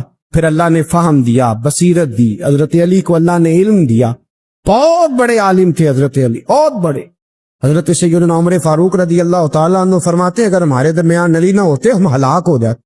جہاں کوئی مسئلہ بنتا شیر خدا اس مسئلے کو حل کرتے، بلکہ حضور نے فرمایا میں علم کا شہر ہوں، علی اس کا دروازہ ہے۔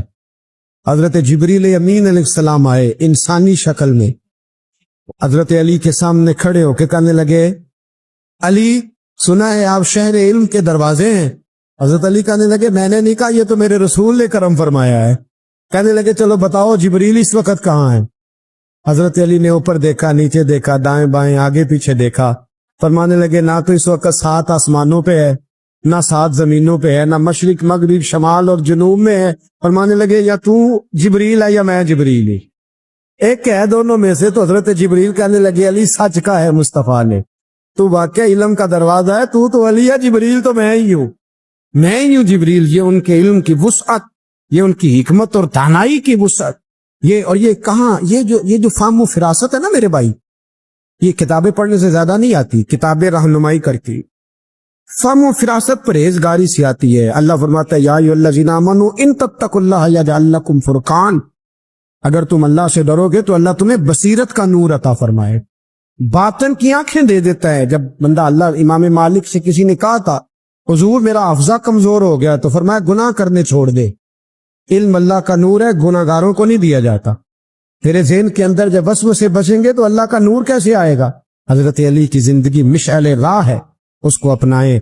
حضرت علی کا سجدوں سے پیار ہے، سخاوتوں سے پیار ہے، عبادتوں سے پیار ہے، جہاد سے پیار ہے، ان کا مہمان نوازی سے پیار ہے، ان کا گرمی کے روزے سے پیار ہے، ان کا میدان سے پیار ہے۔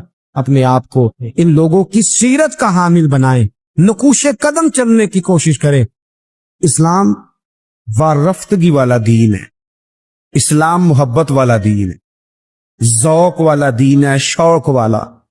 میری ملت میں آج جو آدمی بڑا گناہگار ہوتا ہے، نہ کلین شیف ہوتا ہے، بے نمازی ہوتا ہے، بڑا سخت ہوتا ہے، نوجوان بڑا کچھ کرتا ہے، یہ ان ساری غلطیوں کے باوجود بھی جب نبی پاک کا نام آتا ہے تو اس کے سینے میں جذبات ابھر جاتے، کیونکہ اسلام ایک ذوق کا نام ہے، ایک شوق کا نام ہے، ایک درد کا نام۔ جب رسول کریم صلی اللہ علیہ وسلم کی بات آتی ہے تو گرچہ وہ بڑا گناہگار ہے لیکن اس کے اندر حضور کی محبت موجود ہوتی، وہ چھلک آتی ہے، اس کا چہرہ کھل اٹھتا ہے کہ یہ رسول کریم کی بات ہو رہی صلی اللہ علیہ تو اسلام ہمیں آداب سکھاتا ہے، نسبتوں کا ادب سکھاتا ہے، اسلام ہمیں اکرام سکھاتا ہے، اسلام ہمیں کہتا ہے کہ استاد کی اولاد کا بھی ادب کرو، اسلام ہمیں کہتا ہے کہ اپنے محسن کے بچوں کا بھی ادب کرو۔ اسلام یہ بتاتا ہے۔ ہمارے ہاں خشکی ہوتی جا رہی ہے۔ بزرگوں نے لکھا ہے کہ 3 قسم کے لوگ کسی کے مرید نہیں ہوتے۔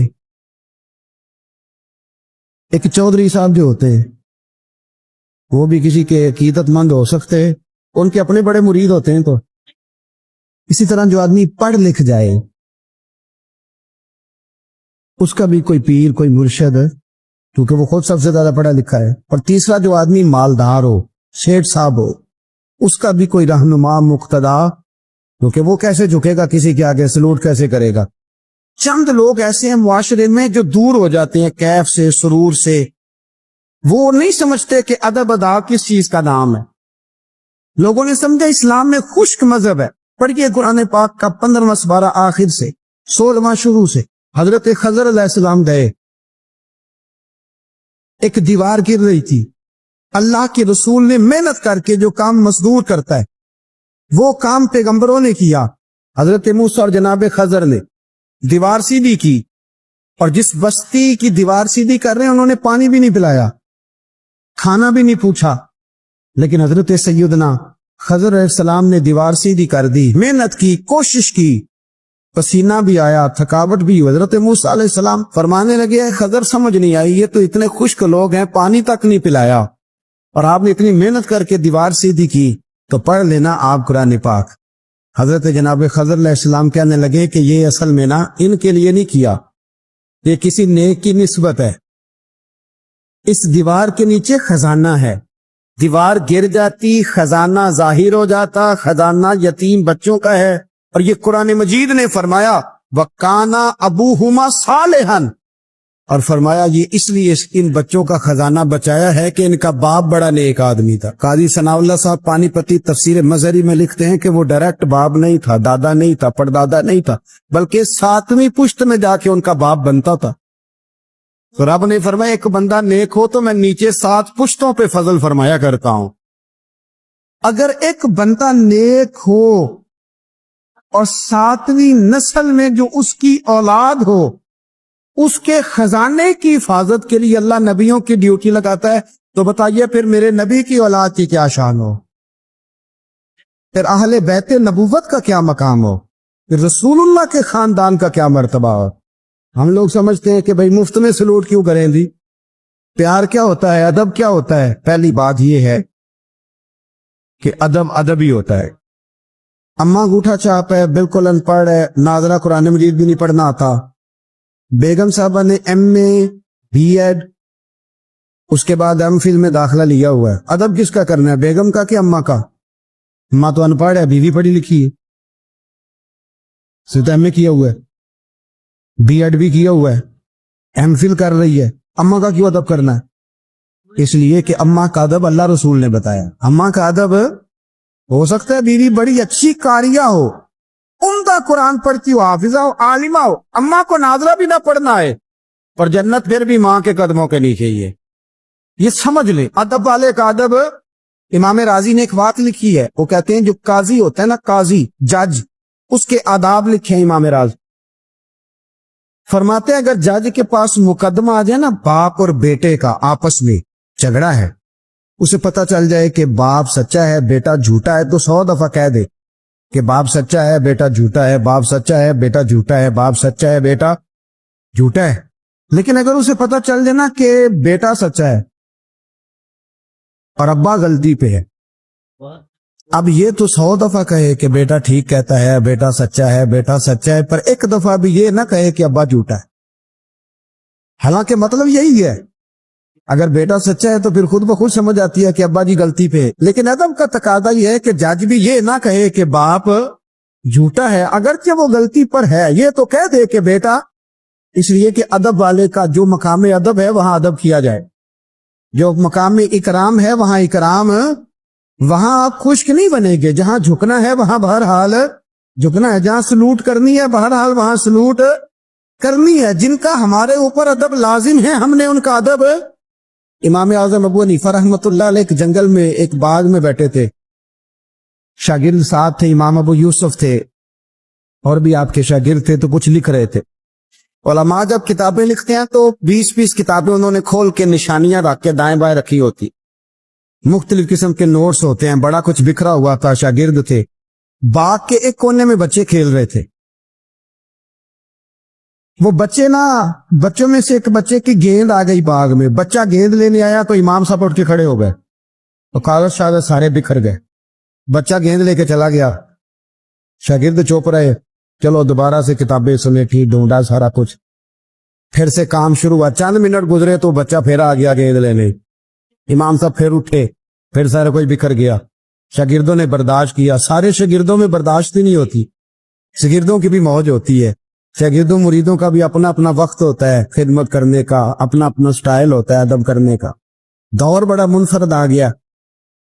तीसरी दफा, चौथी दफा, 5 दफा हो गई तो बस शागिर्दों की जो सबर था, हौसला, वो जवाब दे गया। बच्चा पता नहीं कितनी दफा आएगा। जब वो बच्चा फिर आया, इमाम साहब बूढ़े आदमी थे, घुटनों में दर्द भी थी, बड़ी मुश्किल से उठते, चीजें सारी बिखर जाती हैं। वो बच्चा जब 7वीं दफा तो इमाम साहब फिर उठे, तकलीफ से उठे। इमाम अबू यूसुफ अर्ज करने लगे, और ये बच्चा है, इसकी तो ड्यूटी लगी हुई है गेंद लाने की, तो 100 दफा आएगा। तो इमाम साहब फरमाने लगे, ये 100 दफा आया तो मैं 100 दफा उठूंगा, आने दो। का हुजूर क्यों आप उठेंगे? फरमाया, ये मेरे उस्ताद का पोता है। असला नाल जे नेकी करिए तो नस्ला ताक नहीं भूल दे। सुन लो, असला नाल जे नेकी करिए तो नस्ला ताक, हाँ बेअसला नाल नेकी करिए तो फुल कंडिया नाल तोल दे। बेअसला नाल, मैं मेरे उस्ताद का पोता है तो उठू ना, ये 100 दफा है, मैं उठूंगा। मैंने इस घर से फैज लिया है, यहां ड्यूटी करना मेरी जिम्मेदारी का हिस्सा है, सवाल ही नहीं पैदा होता। सहाबाए किराम फरमाते, नबी पाक के अखराजात बहुत ज्यादा थे, आमदन कोई नहीं थी, बज़ाहिर बड़े खर्चे थी, मेहमान बड़े आते थे, बड़े मामलात थे, और दीन का काम बजाते खुद एक मेहनत है। हमारे यहाँ लोग बड़ा कहते हैं, उलमा जी ये पीर साहब करते क्या हैं? मैं क्या, तू पीर साहब ने नौकरी लवा दी। कहते वो फलाने मुफ्ती साहब ड्यूटी क्या करते? मैं कहते हैं देने नु दिहाड़ी ले जाए कर मुफ्ती साहब ना, मिस्त्रियां ना लाए, आखिर रोटी तो खा लेना। और खुदा के बंदो, जो बंदा सवेरे ड्यूटी करने जाएगा वो शाम को आके रिसर्च कर सकेगा किताबों सुन्नत में? तो एक सफा पड़ेगा तो सो जाएगा। इसलिए हजरत उमर फारूक ने ये काम उम्मत को बताया, फरमाया उलमा को तनख्वाह दो। और मस्जिद के इमाम की तनख्वाह हजरत उमर ने गवर्नर, सूबे के गवर्नर के बराबर लगाई थी, और खतीब की तनख्वाह गवर्नर से ज्यादा होती। फरमाते थे, ये ज़हनी तौर पर फारिग रहेंगे, सहूलत में रहेंगे तो सही दीन पढ़े और सही करके पढ़ाएं। अगर ये उलझे रहेंगे कि सवेरे बिल जमा कराना है तो इनके लिए बड़ी दुश्वारी हो जाए। लेकिन हमारा माहौल क्या है, आलिम जब तखस्सुस कर लेता है ना तो पीएचडी के बराबर हो जाता है। दरसे निजामी के बाद जब तखस्सुस करता है ना वो 3 साल में या 2 साल में, तो पीएचडी है। आज पीएचडी आदमी जाए ना यूनिवर्सिटी में लगे तो तकरीबन 2.25 लाख के करीब उसकी तनख्वाह है। आलिम को क्या देते हैं लोग? ये मेरी बात समझे, उसका और इसका लेवल तालीम का एक जैसा है, उसका स्टेटस क्या है और इसका। लेकिन इसके बावजूद अगर वो किसी आसानी में है तो उस बेचारे को हिसाब देना पड़ता है, उसे बताना पड़ता है कि गाड़ी में बैठता हूं तो कहां से आई है, रोटी खाता हूं तो कहां से, उसको फिर भी हिसाब देना पड़ता है। इसका नुकसान ये होता है कि लोग दीन में आना छोड़ते। हमारे यहाँ गुजरावाला में एक आलिम थे, वो 9 भाई आलिम थे, अब उनके बच्चों में से कोई भी नहीं बना। कोई बच्चा कोरिया में कमाई कर रहा है, कोई अफ्रीका में कमाई कर रहा है। वो कहते हैं जो शराब का हुआ है हमारा भी तो वही होना ना। कल बच्चे निकल गए, हमने कहा जाके मेहनत करते। ने क्या कमाया? नबी करीम सल्लल्लाहु ताला अलैहि हुजूर के सिहापा इदराक वाले लोग थे, बसीरत वाले। नबी पाक के खर्चे बड़े, घर में 9 अज़वाज हैं, 4 शहजादियां हैं, मेहमान आते जाते। उन्होंने एक प्रोग्राम बनाया कि हर महीने हम इतने पैसे जमा करेंगे और ये जिहाद के लिए नहीं देंगे, ये मस्जिद के लिए नहीं देंगे, ये साहबे सूफा के लिए नहीं, ये खालिसतन सरकार की बारगाह में पेश करें। या रसूलल्लाह ये रख लें और जहां आपका दिल करे आप अपनी जात पर, मेहमानों पर, घर पे खर्च करें। अच्छा जी, जमा तो कर लिए हैं तो अब हुजूर को पेश कौन करेगा? ड्यूटी लगी हजरत अब्बास की कि महबूब के चचा हैं, ये पेश करेगी। हजरत अब्बास वो पैसे लेके दरवाजे रसूल पे पहुंचे। سیانے بندے تھے تو لفظ بڑے سمجھداری کے ساتھ تلاش کیے، عرض کی یا رسول اللہ صلی اللہ علیہ وسلم، آپ کے دن بھی ہمارے لیے ہیں، راتیں بھی ہمارے لیے، آپ دن کو ہمیں تبلیغ کرتے ہیں اور رات کو رو رو کے ہماری بخشش کی دعائیں کرتے ہیں، حضور آپ کی 24 گھنٹوں پہ ہمارا ہی حق ہے، ہمارے لیے وقف کر دیا آپ نے۔ حضور ہم ایک حرف کا، ایک جملے کا بدلہ نہیں دے سکتے، یہ تھوڑا سا نذرانہ ہے، ہمیں پتہ ہے اخراجات بڑے ہیں اور ظاہراً آمدن کے ذرائع کو نہیں تو قبول کر لے۔ حضور کو جواب دینے ہی لگے تھے کہ اللہ پاک نے قرآن پاک نازل کر دیا، سورہ شورى کی آیت نمبر 23، فرمایا محبوب قل لا اسألکم علیہ اجرا، محبوب ان سے فرما دو کہ اس تبلیغ دین پر گویا طائف میں پتھر کھانے سے لے کر احد میں دانت شہید کرانے تک، لا اسألکم علیہ اجرا، میں تم سے کسی اجر کا سوال نہیں کرتا، الا المودۃ فی القربى، ہاں اگر کچھ کرنا ہے تو میرے اہل بیت سے پیار کرتے رہنا۔ میرے اہل بیت سے، یا رسول اللہ یہ کون ہے؟ فرمایا مولا علی، سیدہ فاطمہ اور ان کی اولاد حسن سے پیار کرنا، حسین سے پیار کرنا۔ میرے رسول پاک نے فرمایا فاطمہ تو بدعت منی، لوگوں فاطمہ کو میرے وجود سے الگ نہ سمجھنا، یہ میرے جگر کا ٹکڑا ہے۔ اور حضور فرمانے لگے جس نے فاطمہ کو راضی کیا اس نے محمد عربی کو راضی کر لیا، میں اس سے راضی ہوں جس نے میری بیٹی کو راضی کیا، اور فرمایا جس نے اسے ناراض کیا، اللہ کرے یہ چھوٹی بات نہیں بڑی بات کر رہا ہوں، فرماتے ہیں جس نے اسے راضی کیا اس نے مصطفیٰ کو راضی کر لیا، اور فرمایا جس نے مجھے راضی کیا اس نے اللہ کو راضی کر لیا۔ اور حضور فرمانے لگے النظر الی وجہ علی عبادہ، علی کو تو دیکھتے رہو گے تو رب کی عبادت کا ثواب ملتا رہے گا۔ کچھ لوگ پریشان تھے کہ حضور سارے تو نہیں نہ دیکھ سکیں گے مولا علی کو، حضور نے اس کا بھی جواب دیا، فرمایا ذکر علی عبادہ، تو بس علی علی کہتا رہے تجھے رب کی عبادت کا ثواب ملتا رہے گا۔ علی کا ذکر بھی عبادت، اس خاندان کے ساتھ پیار کرنا۔ میرے اعلیٰ حضرت فاضل بریلوی رحمت اللہ علیہ سے کسی نے پوچھا سید کو زکوٰۃ دے لیں؟ اس کا سادہ سا جواب تھا نہیں لگتی، بات ختم ہو جاتی، پر اعلیٰ حضرت نے ایک پورا صفحہ لکھا، بلکہ 1.5 صفحہ ہے، فتاوی رضویہ کی 8ویں جلد میں، حضور زکوٰۃ دے لیں؟ تو اعلیٰ حضرت نے دلائل لکھے کہ سید کو زکوٰۃ نہیں لگتی، پھر آخر میں کہنے لگے جن کے نانا کا صدقہ کھاتے ہو انہیں زکوٰۃ دینی ہے؟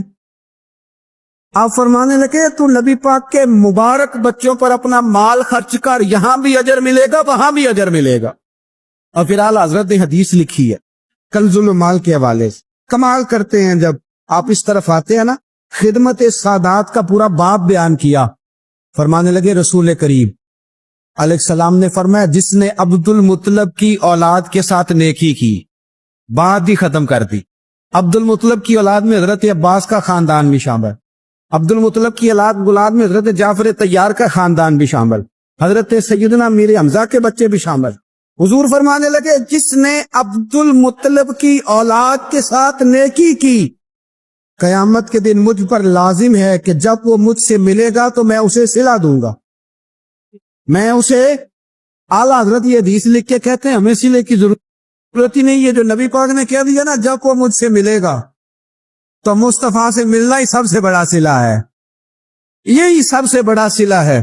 بیدم شاہ بارسی کہنے لگے عدم سے لائی ہے ہستی میں آرزو رسول، عدم سے لائی ہے ہستی میں آرزو رسول، یہ کہاں کہاں لیے پھرتی ہے جستجو رسول، ہمیں عدم سے لائی ہے ہستی میں آرزو رسول، اور کہاں کہاں لیے پھرتی ہے جستجو رسول۔ عجب تماشا ہو میدان حشر میں بیدم کہ سب ہوں پیش خدا اور میں روبرو رسول، سب ہوں پیش خدا اور میں روبرو رسول، میں حضور کے سامنے۔ تو محبوب فرمانے لگے جب وہ ملے گا نا تو اجر میں دوں گا۔ تو پتہ یہ چلا خدمت سادات، ان سے پیار کرنا، اہل بیت نبوت سے ان کی شان کو سمجھی۔